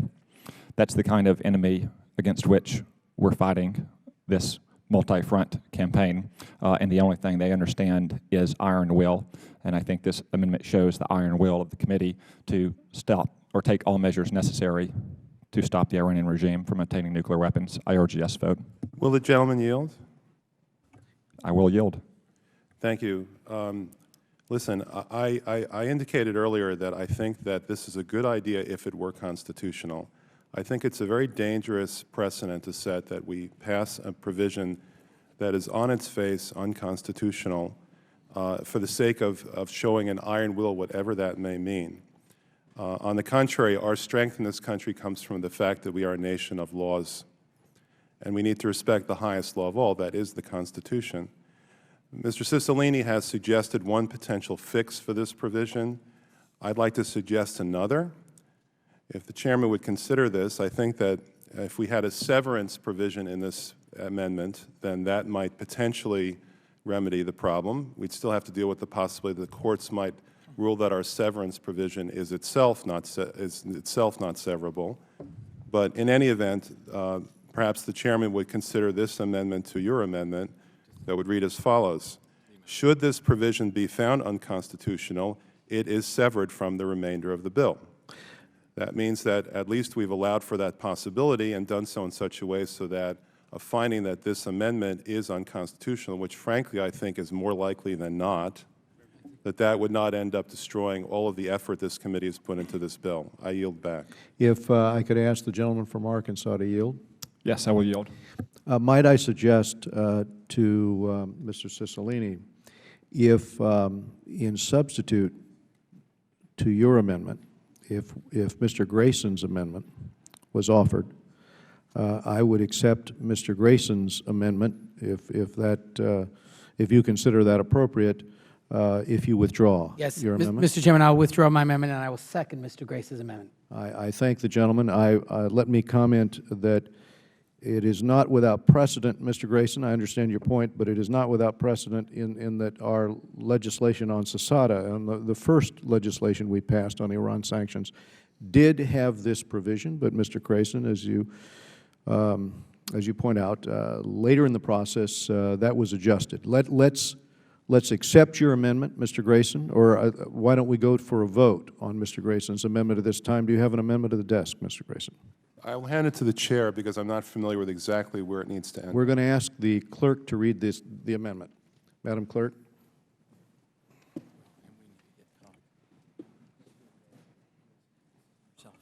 Now, what I'm going to suggest, Madam Clerk, is that you read the amendment and then the clerk's office make copies of the amendments for the members. And then we'll... That's language to be added. And I'm going to ask that Ledge Counsel, if you hand it to Ledge Counsel after you read it. Amendment to the amendment in the nature of amendment to the Royce amendment to the amendment in the nature of a substitute to H.R. 850. Should this provision be found unconstitutional, it is severed from the remainder of the bill.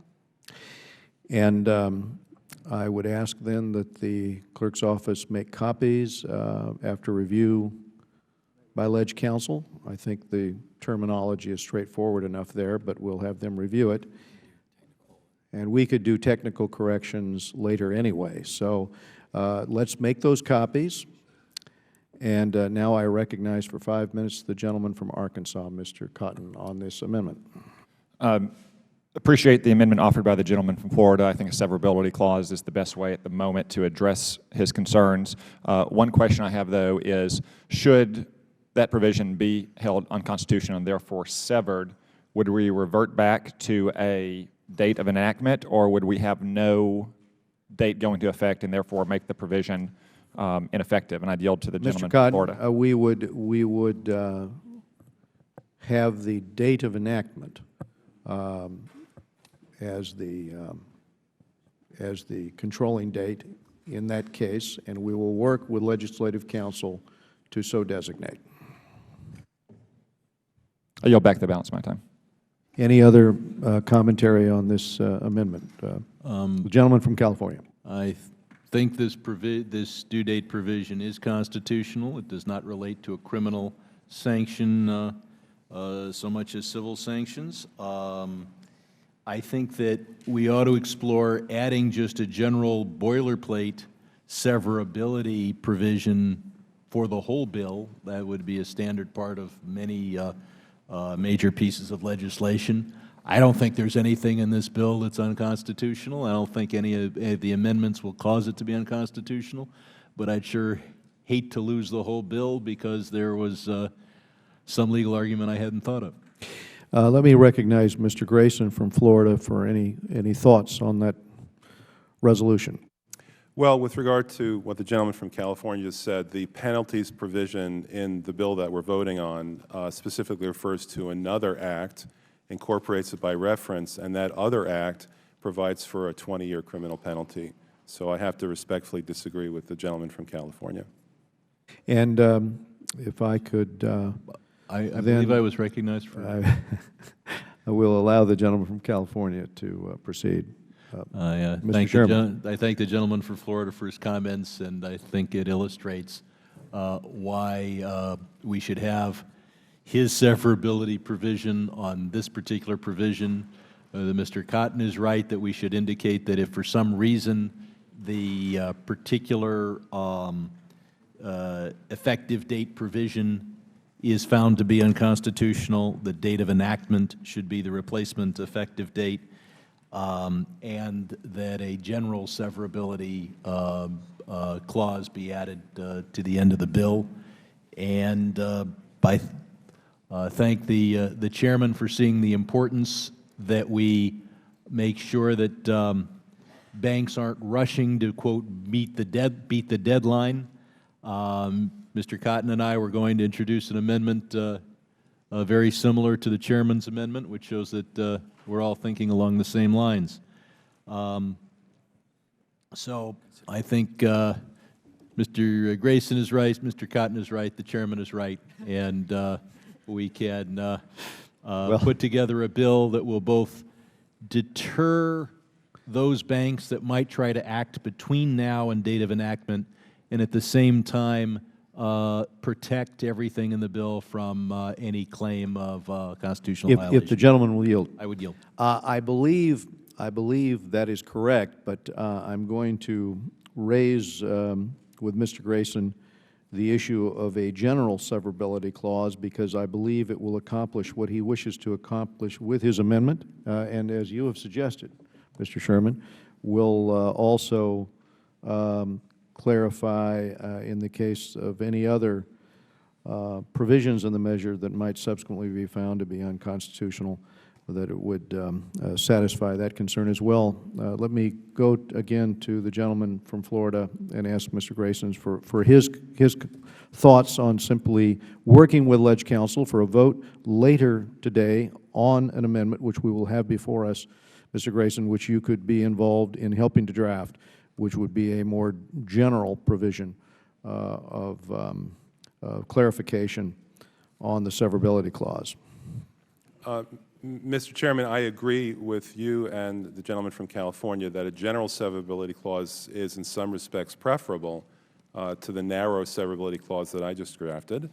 I also agree that with the gentleman from California and the gentleman from Rhode Island that we should try to specify what would happen in the event that a retroactive application of this provision was found unconstitutional, what the effective date would be.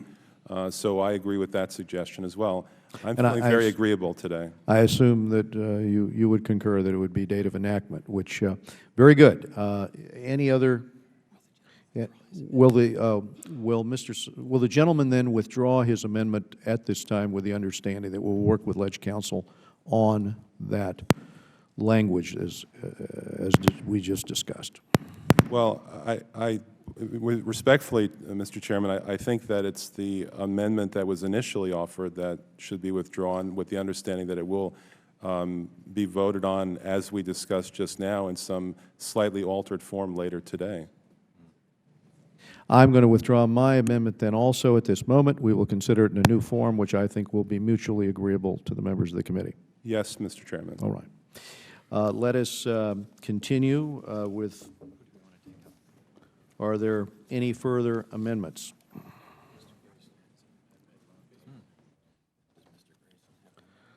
Mr. Grayson, I think you have an additional amendment at the desk. All right. Then I'm going to ask the clerk to report your amendment. Which amendment, Mr. Grayson? I believe we're going to start with Grayson number 109. Is that all right, Mr. Chairman? 109. Clerk, if you would read that amendment. Amendment to the amendment in the nature of a substitute to H.R. 850 offered by Mr. Grayson of Florida. Page 16, line 5, insert quote, or a foreign central bank, end quote, after quote, foreign financial institution. The chair recognizes the author for 5 minutes to explain the amendment, and let's have the amendment distributed to the members. Thank you very much. The general purpose of this amendment is to make sure that the term foreign financial institution, as described in this legislation and the particular provision that we discussed, which is Section 202, includes foreign central banks. I believe that the intent was to have it include foreign central banks, but it does not actually do so. Regulations that were promulgated by the administration leave the question at best cloudy. The amendment at the desk is a simple one. It would ensure that foreign central banks are sanctioned for facilitating significant financial transactions on behalf of companies that are owned or controlled by designated Iranian nationals. Section 202 of this bill is short and sweet. It says that if you're a foreign financial institution that helps out companies owned by the bad guys, you will be sanctioned. You, as a foreign financial institution, will not be permitted to open or maintain correspondent or payable accounts in the United States. You won't be able to receive deposits from or make payments on behalf of a foreign financial institution, and your customers will be effectively shut out of banking activities within the United States. That's exactly what we hope to accomplish in this bill. Unfortunately, we, in drafting this initial bill, missed an extremely important group of foreign financial institutions when we defined this term. We took a shortcut. In 22 U.S.C. Section 8801A5, the governing definition for this statute, we said that foreign financial institution says what the Secretary of the Treasury says it says and means pursuant to 22 U.S.C. Section 8513. In other words, we delegated the definition to the Secretary of the Treasury. Well, what that says is that foreign financial institution means whatever the Secretary of the Treasury says it means. And Secretary Geithner, when he got around to making a list of what a foreign financial institution constitutes late last year, and the Department finally published it on November 8th, and published it at 31 CFR 561.308, created a long list, and it says it's not limited solely to the items on the list, but it does get so specific that it spells out things like employee benefit plans and dealers in precious metals, stones, or jewels. Clearly, the Treasury Department put some thought into the list. There are 17 specific entities that are singled out, but foreign central banks are conspicuously absent. And therefore, by the delegation in law that's already in existence, it is by implication excluded from the definition of a foreign financial institution. It's interesting that Congress, when drafting the fiscal year 12 NDAA, decided to include an entire section covering foreign central banks' financial transactions for the sale or purchase of petroleum products with Iran. In fact, other than financial institutions located in Iran, foreign central banks were the only other entities explicitly mentioned and addressed within the Section 1245 sanctions, would deal with imposition of sanctions with respect to the financial sector of Iran.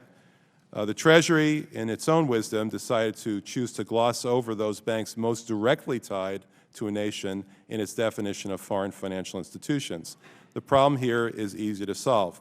By not including foreign central banks in the section, and by not explicitly mentioning them in the Treasury's CFR definition, the President, unfortunately, unless we act, will not be required by the legislation we passed today to punish nations whose foreign central banks facilitate transactions on behalf of companies owned by designated Iranians.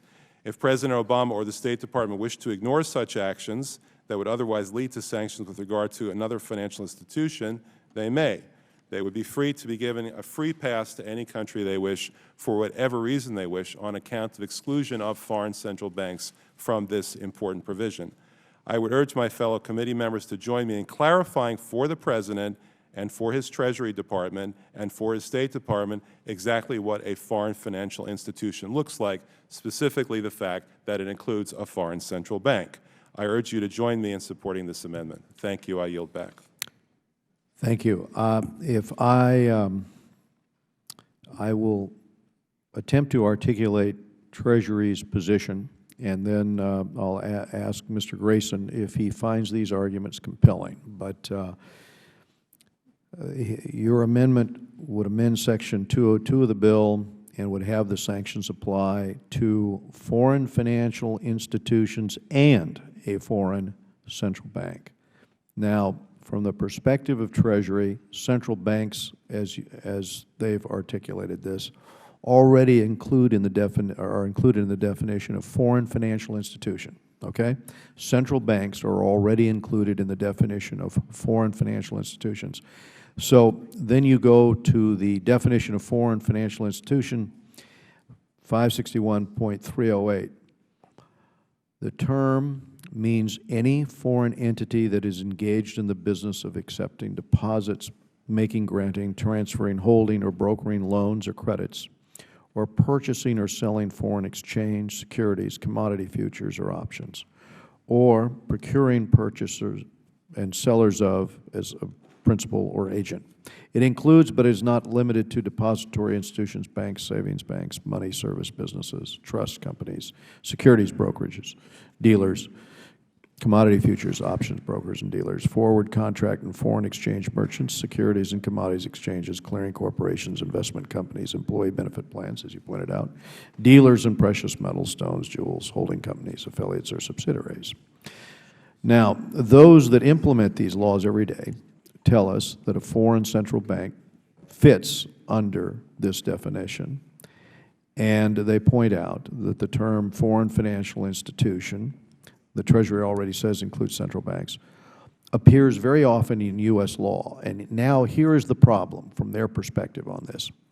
If you spell it out here, some say you may create confusion in the law. Lawyers will ask, why is foreign central bank noted here but not elsewhere? So from their vantage point on this, it in their minds fixes a problem that doesn't exist but may actually create a problem for them given that perspective. I would ask the gentleman from Florida his thoughts on that. Well, I thank the Chairman for spelling out an interesting and perhaps valid perspective on the amendment that's been offered. I would point out to the Chairman that with regard to the provision that we've been discussing, Section 561.308 of Title 31 of the Code of Federal Regulations, it would have been extremely simple for the Secretary of the Treasury to actually include in this long, long list of institutions the foreign central banks themselves. The Treasury Secretary chose not to do that. One could argue that at this point, in saying that foreign central banks are included, when not having included it in a promulgated regulation by the Secretary himself, arguably the Secretary is speaking out of both sides of his mouth. However, with regard to the specific language that's being discussed, I understand and I take the Chairman's point that having foreign financial institutions be appended by or a foreign central bank could arguably imply that a foreign central bank is, in fact, something different from a foreign financial institution. We're trying to make it clear that a foreign central bank is included in the definition of foreign financial institution rather than excluded or not enumerated in the way that the Treasury has done. So what I would suggest, if the Chairman would entertain this at this point, would be instead of saying foreign financial institution or a foreign central bank, we say foreign financial institution including but not limited to a foreign central bank. I think the gentleman has devised a framework here that works, and in an abundance of caution, I think the committee is happy to accept your amendment with those changes. Mr. Chair. Let me recognize the gentleman from Georgia.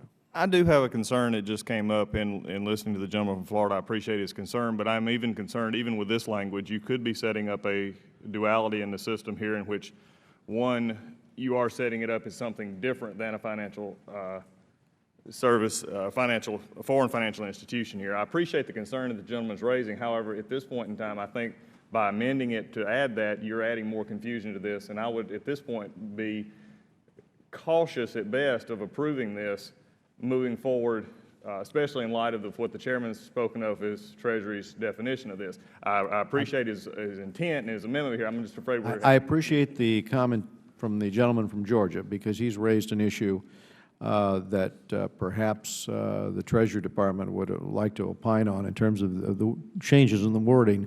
What I'm going to suggest is we accept the amendment with this change, and then work with Treasury, and I'll work with Mr. Grayson's office and work with your office as well, Mr. Collins, to make certain that we end up with the intent that Mr. Grayson is laying out here in the final legislation. Is that acceptable to you, Mr. Collins? I would assume, Mr. Chairman, you're speaking of maybe before rules. Is that when we're looking at actually adding or changing language if we're amending this bill now? Otherwise, I would state at this point, if there become a need to change, I would rather err personally on the side of if there's a need to change it from this, change it later. Since he's raised a good point, we'll ask, instead of changing it now and then going back to the process. Well, Mr. Collins, I believe we're going to have multiple opportunities to change this bill, including before rules, of course. I think at this point we would probably be best served by accepting this amendment, working with Treasury, because Mr. Collins, if Treasury indicates that they don't have a problem with this, then I think we've solved the problem. Mr. Chairman, I'll defer to your wisdom. Yes, we appreciate that. We'll go now to Mr. Smith in New Jersey. And I do think, factor into all of this, if we were to construe this to be a restatement, which Treasury seems to indicate it is, it would avoid, I think, some of the unwitting consequences you alluded to. So a restatement of what is already current law. Without objection, the committee will now consider the amendment to the amendment in the nature of a substitute to H.R. 850 offered by Mr. Grayson of Florida as modified by Mr. Grayson. All those in favor, please signify by saying aye. Aye. All those opposed? Without objection, in the opinion of the Chair, the ayes have it, and we will proceed to the next amendment. Are there other amendments to be offered? Mr. Chairman.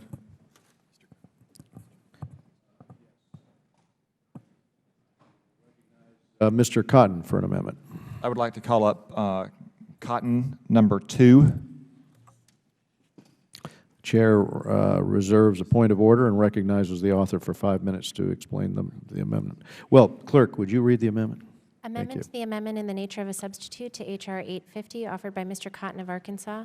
Page 13, line 4, strike 180 days and insert 60 days. Page 14, line 15, strike 180 day and insert 60 day. Page 14, line 18, strike 180 day and insert 60 day. Mr. Cotton. Thank you, Mr. Chairman. This is a relatively straightforward amendment. Section 201 of the underlying text provides for sanctions against persons engaged in certain significant non-oil international trade with Iran unless that trade falls significantly in 180 days. My amendment would simply change that period from 180 days to 60 days. I believe that this information is largely known. The fact that this Congress is pursuing more sanctions against Iran is largely known. The opportunities to reduce trade are significant and straightforward. And simply put, if you don't want to be sanctioned by the United States, don't engage in trade with a theocratic tyranny. I yield back the balance of my time. Do any other members seek recognition on Mr. Cotton's amendment?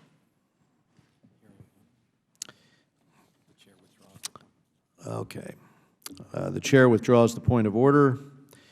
Hearing no further requests for recognition, the question occurs on the amendment. All those in favor say aye. Mr. Chairman, I'd like clarification of what we're voting on right now, if you don't mind. Absolutely. The Cotton number 2 is the amendment before us, and I think we have that amendment. I think that amendment has been distributed. Yes, thank you, Mr. Chairman. All those in favor, please signify by saying aye. Aye. Opposed? The opinion of the chair, the ayes have it, and the amendment is agreed to.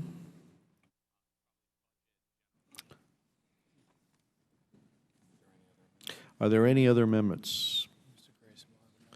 Mr. Grayson, I think you have another amendment on at the desk, and in the interim, I'm working on the amendment that I've offered with your suggested change.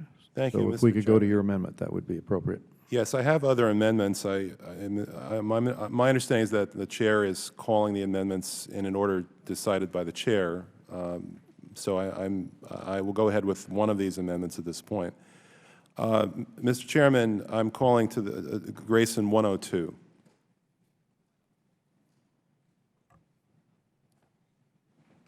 Madam Clerk, could you report the amendment? Amendment to the amendment in the nature of a substitute to H.R. 850 offered by Mr. Grayson of Florida. Let's distribute the amendment. Page 14, beginning on line 11, strike of goods and all that follows through line 13 and insert the following. Of both A, goods and services between such country and Iran, and B, petroleum and petroleum products between such country and Iran. Mr. Grayson is recognized for 5 minutes. Thank you, Mr. Chairman. There's a provision in this bill that I was uncomfortable with for a specific reason, and this amendment was intended to address that. The basic problem here is that we are, through this bill, trying to implement a 1 million barrel per day reduction in Iranian oil exports that would be divided among the 5 remaining countries that import Iranian oil. There's no guidance in the bill itself about how that is to be allocated among those 5, except for the fact that each one has to make a significant reduction. And if each one makes a significant reduction, then arguably the President can allow those imports to continue even if the 1 million barrel a day reduction is not reached. We drafted in this amendment, Grayson number 102, in order to try to address that with the idea that we would try to put some teeth into this reduction by making it pro rata. There were very extensive and I think productive discussions between my staff and the committee staff, which unfortunately did not reach a conclusion that I'm comfortable with. I think the problem with the bill remains. However, I think that the best course right now is to ask the Chairman's indulgence to withdraw this amendment and to see whether we can continue these conversations so that they reach some productive conclusion with the hope that the Chairman will entertain some inclusion of this type of amendment in the manager's bill if this bill reaches the manager's amendment if this bill reaches the floor. If the member is willing to withdraw the proposed amendment, then I'm prepared to work in good faith to see that we can try to incorporate perhaps some of this provision in our committee report or through the other committees of referral to address the member's stated concerns. Then, Mr. Chairman, I withdraw the amendment. I thank the gentleman for withdrawing the amendment. Are there any other amendments?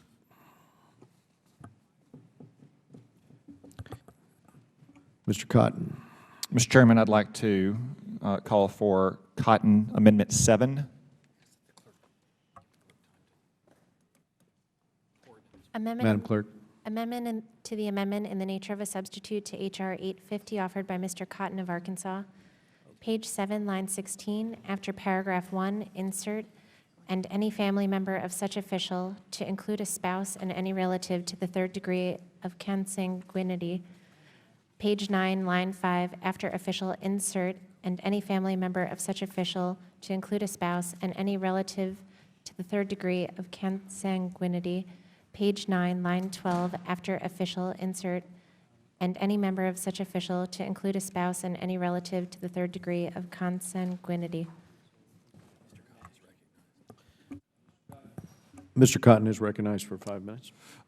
Thank you, Mr. Chairman. I did not introduce this amendment to tongue-tie the clerk of the committee, but to fix what I think is a potential gap in our sanctions regime. So Section 102 imposes sanctions for persons responsible for human rights violations, for engaging in censorship or otherwise diverting goods designated for common Iranian people to their own purposes. I think that's very important. The whole point of the section is to impose financial pain and hardship on those malefactors, people listed in the section, like the Supreme Leader of Iran and the President and so on and so forth. However, I think it is pointless if we let them simply divert assets and income to relatives. So this amendment would also add to the list of sanctions anyone married to those persons or to the third degree of consanguinity, which in plain English are parents, children, aunts, uncles, nephews, nieces, grandparents, great-grandparents, grandkids, great-grandkids. We've seen tyrants around the world use family members to evade sanctions regime. You only need mention the name Suha Arafat to understand what I'm talking about, and I urge the committee to support the amendment.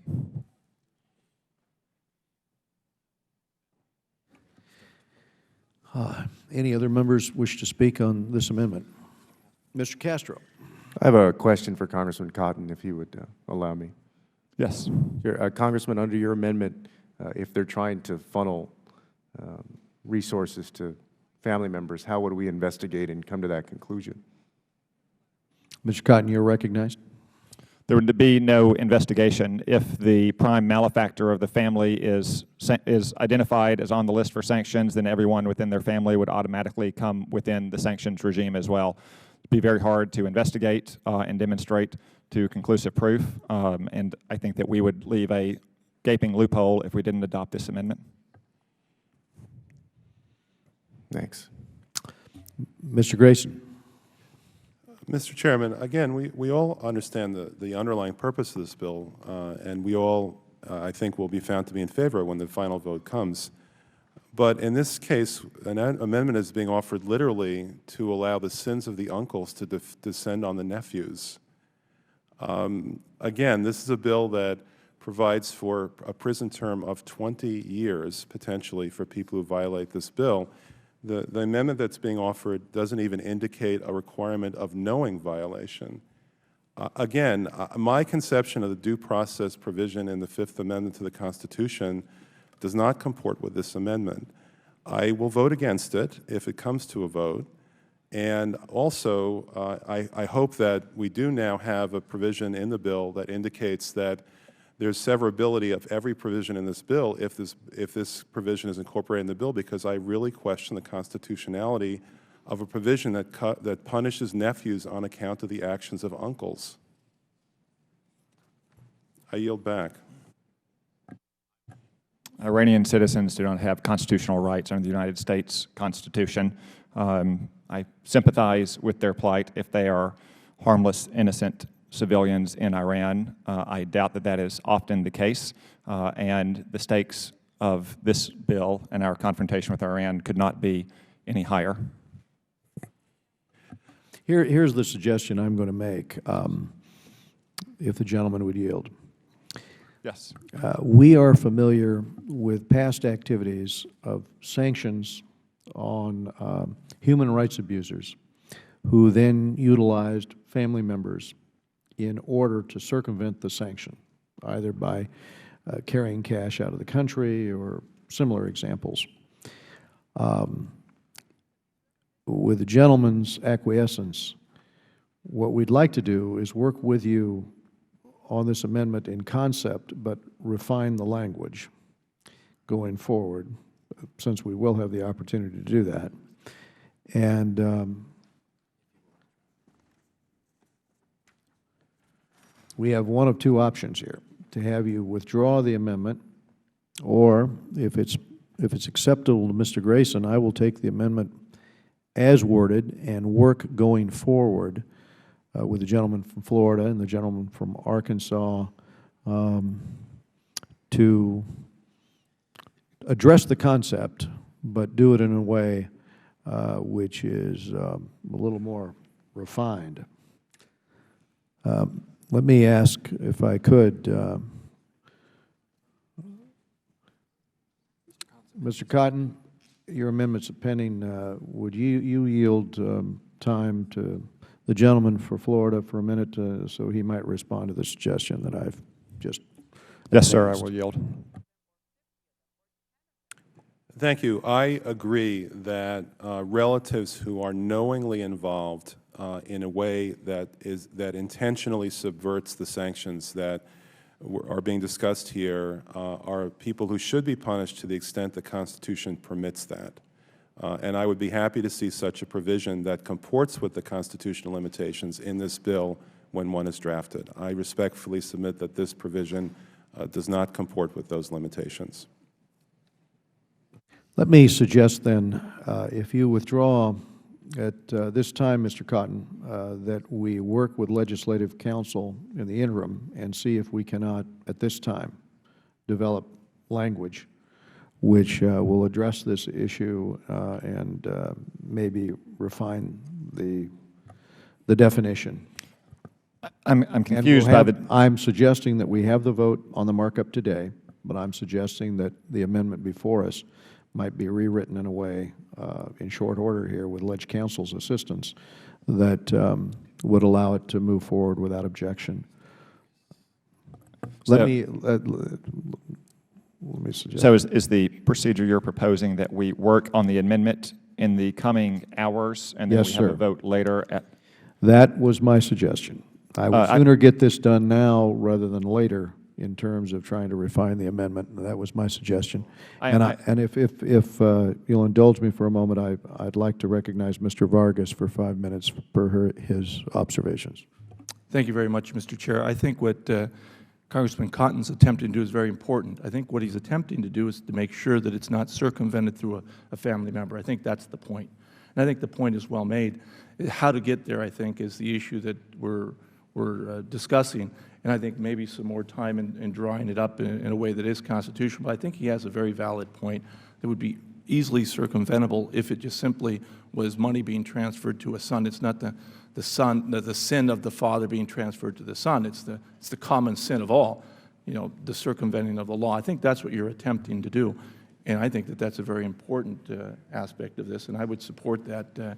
How you achieve that, I think, is something that we could discuss. But I think the point is well made.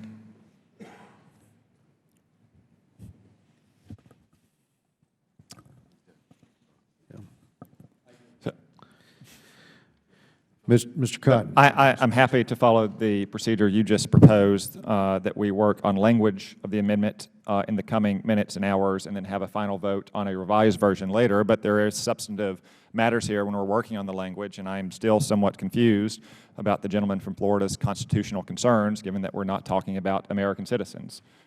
Second, I am worried that if we include any kind of mens rea provision like knowing, then how is the United States government going to prove what was and was not a knowing transfer inside the Iranian regime that has an ironclad grip on information? Then money may not ever have to be transferred. It may be provided directly from vendors or other people who are offering bribes to senior officials, to children or spouses or parents and so forth. But I am certainly willing to work on the language. Will the gentleman yield for a second? Yes, I will yield. I just want to add to that. I really like what you're doing.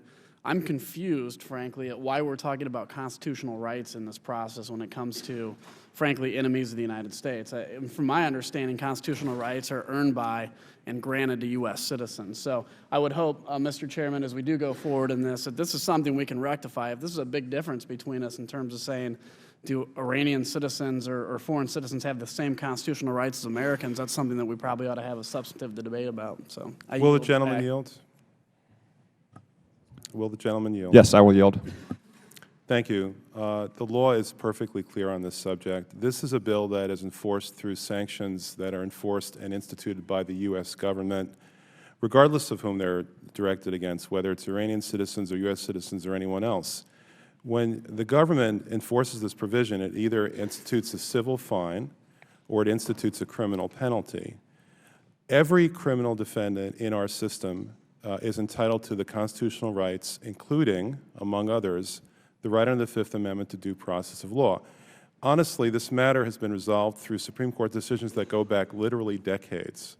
I understand that certain members on the other side of the aisle wish to make some kind of point that citizenship conveys constitutional rights that non-citizens don't have, but I assure them that it's a matter that's been resolved many, many years ago by the U.S. Supreme Court, that every criminal defendant, regardless of citizenship, is covered by the Fifth Amendment to the Constitution. I yield back. And I assure the gentleman that anyone who is targeted for sanctions has those due process rights. You are conflating that person, though, and the Iranian citizens that are supposedly not receiving knowledge of these transfers. Iranian citizens do not have due process rights under our Constitution. Certainly, the spouses or the children or the siblings of the worst, most evil members of that regime. If we specify someone who is on a sanctions list, that does not violate the due process rights of any company or any person outside of Iran who is an American citizen who is entitled to due process rights of those due process rights. Will the gentleman yield? I would be happy to. If the gentleman is seriously suggesting that a grandchild of a high Iranian public official is subject to sanctions, including 20 years of imprisonment, under our laws and our constitutions, all I can say is that the gentleman is completely mistaken, completely and utterly mistaken. And frankly, the fact that you would even entertain the possibility that we would put such people in jail in the United States, that we would imprison them in the United States, shows that the gentleman may not well understand the Fifth Amendment to the Constitution and underscores my concern. Mr. Cicilline. Thank you, Mr. Chairman. I think there's something very fundamental that's being misinterpreted here. I think the legislation already covers anyone who conspires or assists or participates in any prohibited activity. It's already covered. What your amendment would do ultimately is say, if someone, and this is the persons who are designated to be on a list of individuals subject to sanction. So what it says is if you have in fact been identified as a high-level Iranian official or engaged in prohibited activities, you can be subject to sanctions. And your amendment says, and so can your children and great-grandchildren. It's not a question of unconstitutional. It's a question of, do we want to use the appropriately severe sanctions to impose upon someone who in fact has not engaged in prohibited activity? And I think the answer is no, that we actually do want to make sure that these sanctions work, that they severely impose penalties on people who engage in prohibited activity. If there are children or grandchildren or nephews who in any way participate in that, conspire to participate, facilitate it, they're already covered by the Act. But to simply say because you are related that you are subject to criminal penalties, it seems to me that no one would want to do that. And I don't think that's your intention. So I would just urge you in drafting language to maybe reaffirm that, what I think is already in here, that if in fact they have engaged or assisted in the facilitation of a prohibited activity, they will have violated the Sanctions Act themselves. So they're already covered. But simply to say you're subject to these criminal and civil penalties simply because you're related to someone who is engaged in that behavior would not be something that we would want to do. Will the gentleman yield? Yes. Thank you. I agree with the gentleman wholeheartedly. The existing provisions in the bill cover conspiracy to violate the bill. Clearly, the scenario that's been provided or suggested by the offerer of this amendment is covered when, in fact, there is a conspiracy to violate the bill already without any amendment being required. I'd also mention that apart from the due process limitations in the Constitution specifically provides that people are not subject to punishment because they are related to other people. Thank you. I yield back. Gentleman yield. Let me recognize the gentleman from Arkansas, but I would ask that you yield to me for a minute to make an observation. I will yield to the chair. We know, Mr. Cotton, from past experience that we do indeed have a problem with family members trying to circumvent sanctions, and I can think of 2 examples in particular in which a spouse was able to transfer money out of the country, despite the fact that in one case there was subsequently a conviction for crimes against humanity in the International Criminal Court. So this is, in fact, a challenge in terms of trying to figure out how we have those who are subject to sanctions not circumventing those sanctions. I suspect there is a way to draft this amendment, to refine this amendment, so as to address that issue, but also to do it in a way that meets some of the current concerns of Mr. Cicilline, as well as Mr. Grayson. And so if we could ask you to withdraw and work with Ledge Counsel, it's possible that we'll be able to get that refinement of this legislation. One way or the other, I would like to proceed with an amendment that would address this issue, but I think you could probably do it in a way which garners greater support. Thank you, Mr. Chair. As I indicated, I'm happy to do that. I'm glad that the gentleman from Rhode Island agrees that this is not a matter of constitutional law, but a matter of taking prudential preventive measures. There is, I think Mr. Grayson has raised at least one hypothetical in which my amendment could be overbroad if someone in the 3rd degree of consanguinity has naturalized and become an American citizen, and that's one example of how we could work in this amendment. With that, I'm happy to yield back the balance of my time and withdraw the amendment and begin that work. I appreciate the gentleman's work, and if we could designate Ledge Counsel to work with you today, then before the final vote, we'll probably have that amendment in order. If I could go now to Mr. Grayson, I think you have a couple of additional amendments at the desk. Yes, Mr. Chairman, I call for amendment number 104, and I have that amendment at the desk. Clerk, would you report the amendment and distribute as well? Thank you. Amendment to the amendment in the nature of a substitute to H.R. 850 offered by Mr. Grayson of Florida. Page 17, after line 16, insert the following. 1, by inserting value and before volume. Page 17, lines 17 and 19, redesignate paragraphs 1 and 2 as paragraphs 2 and 3, respectively.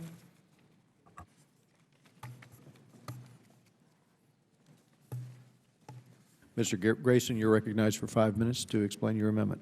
Thank you. Mr. Chairman, this is a result of what were highly productive conversations between our staff and your staff that did not quite reach the conclusion that we were looking for. And at this point, we're looking for a very minor, modest modification to the language that has to do with the fact that the price of oil fluctuates. This is something that I think everybody on the committee and everybody who fills a tank of gas in his car is fact that they're familiar with. In this situation, what we have is a commitment to the reduction of the volume in Iranian oil that's imported by 5 remaining countries who import Iranian oil, but not a reduction in the value. So, for instance, let's say that it unfortunately happens that the price of oil triples in the next 12 months while we're trying to impose these sanctions. If we simply allow a continuation of the existing volume, then the income to Iran from these oil exports will triple. In that situation, the purpose of these sanctions would be utterly defeated because Iran would have more money, more oil money to use in order to continue its nuclear program. Our solution to addressing that problem is simple. We would say that the sanctions require a reduction not only in the volume of oil, but also in the value of oil. And so we propose simply to add the words value and to the words volume in order to prevent that scenario. Now, you will note, Mr. Chairman, that the opposite is not true. If the value of oil were to decline, let's say, if the price of oil were to decline by 2/3 during this one-year period that we're imposing these sanctions, it nevertheless would remain true that the volume limitation would continue to bite.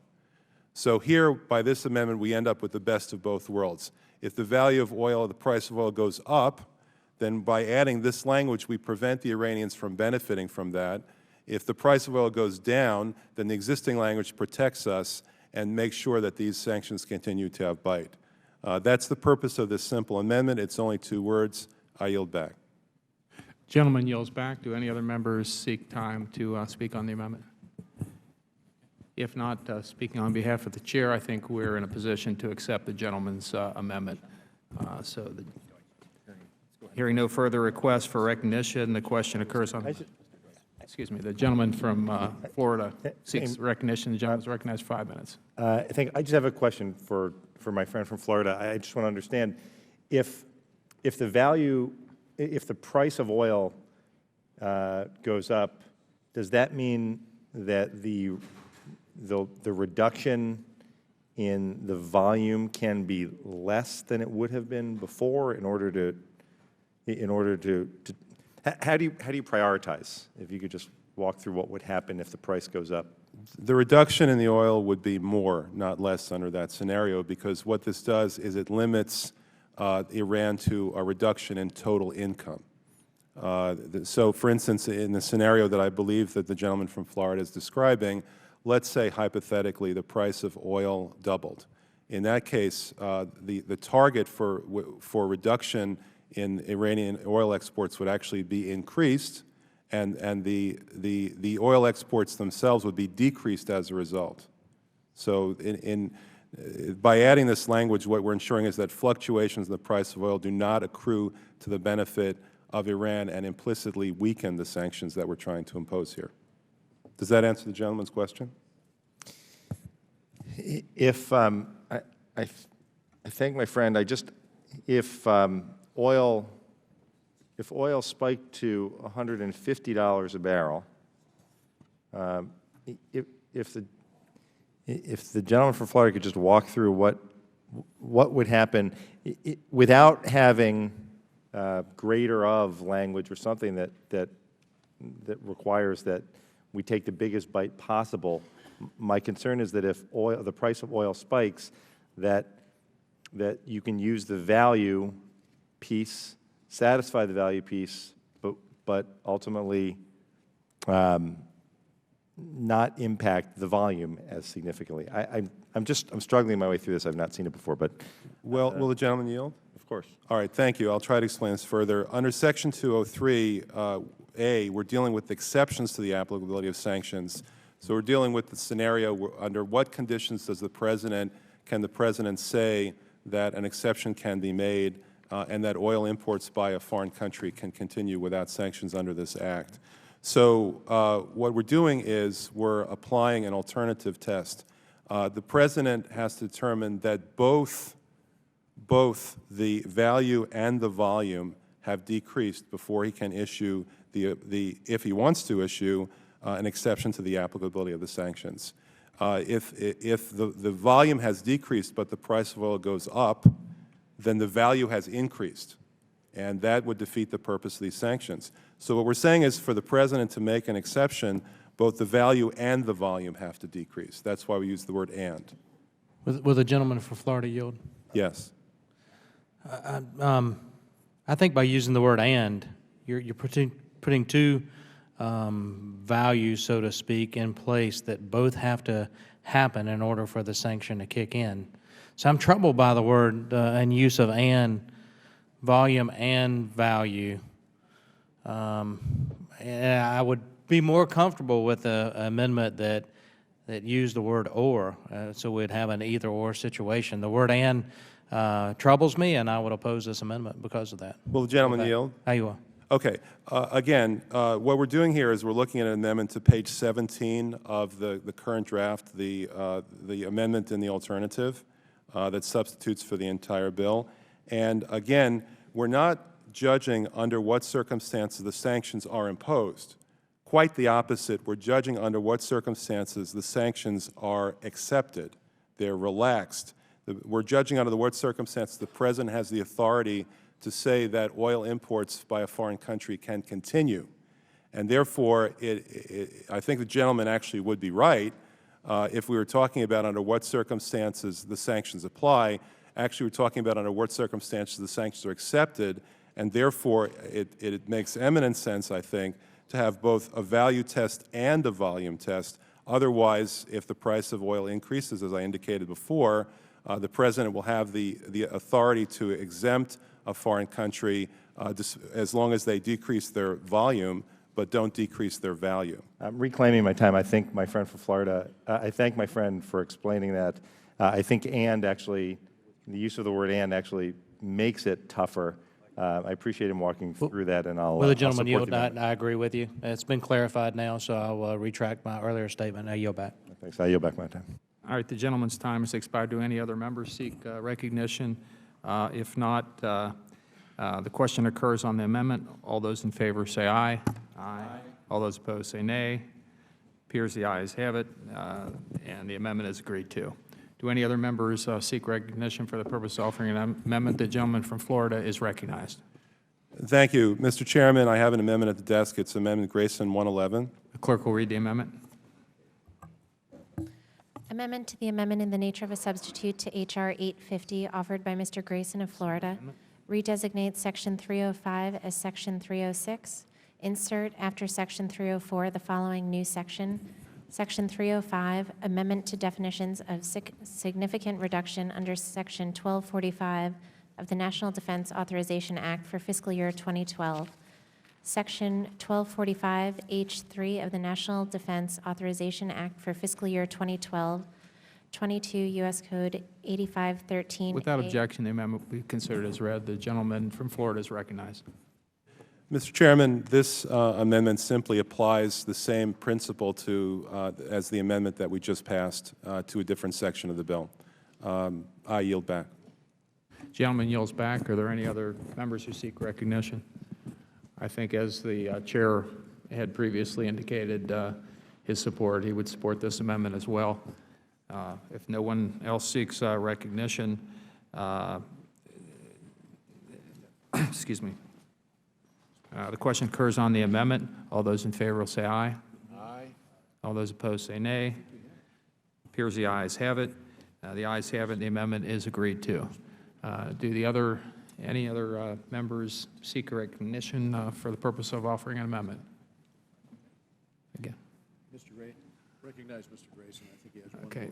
The gentleman from Florida, Mr. Grayson, is recognized for the purpose of offering an amendment. Mr. Chairman, this is the last amendment that I will offer before the committee today, and the crowd cheered. Do I hear any amens?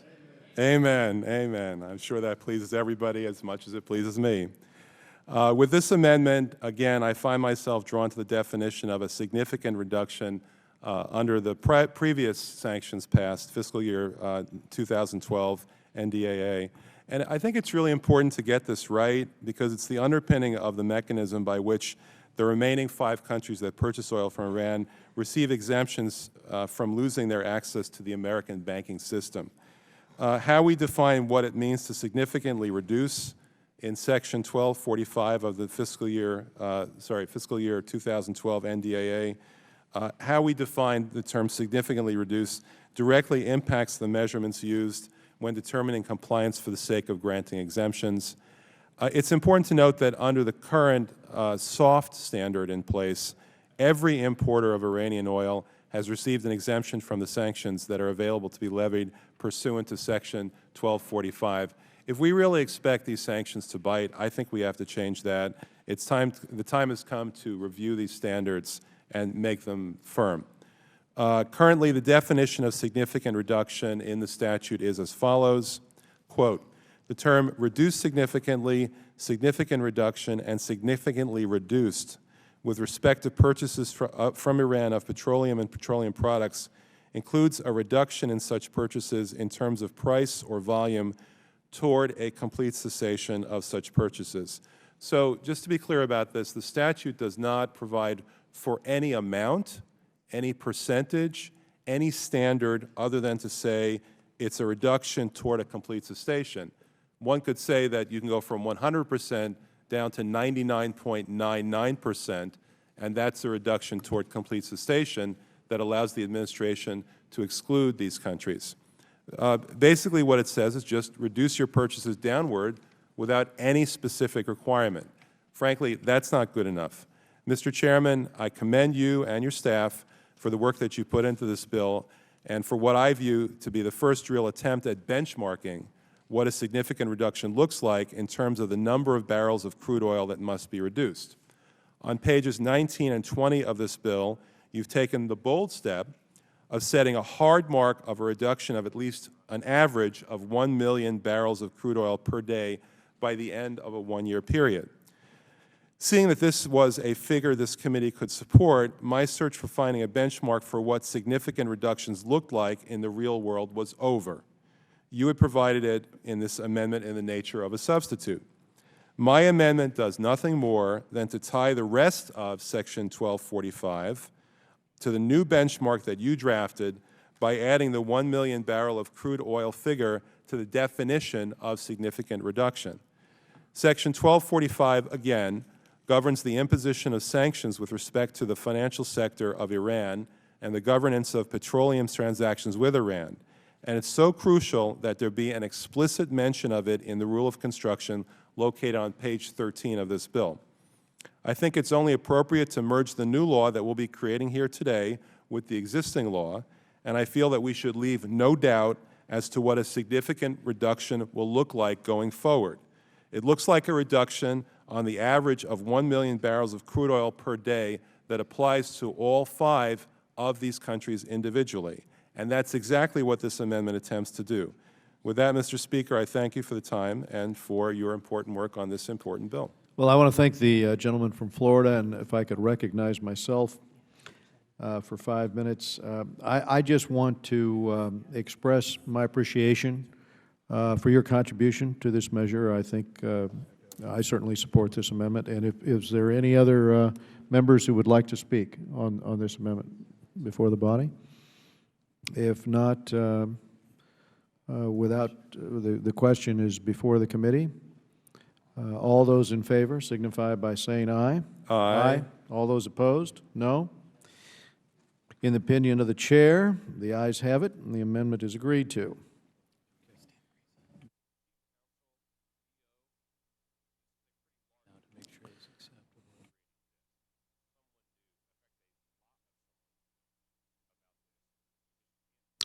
We are in the process, having received back from Ledge Council the language, the severability language of making copies for the members and distributing that to the members as Mr. Grayson and others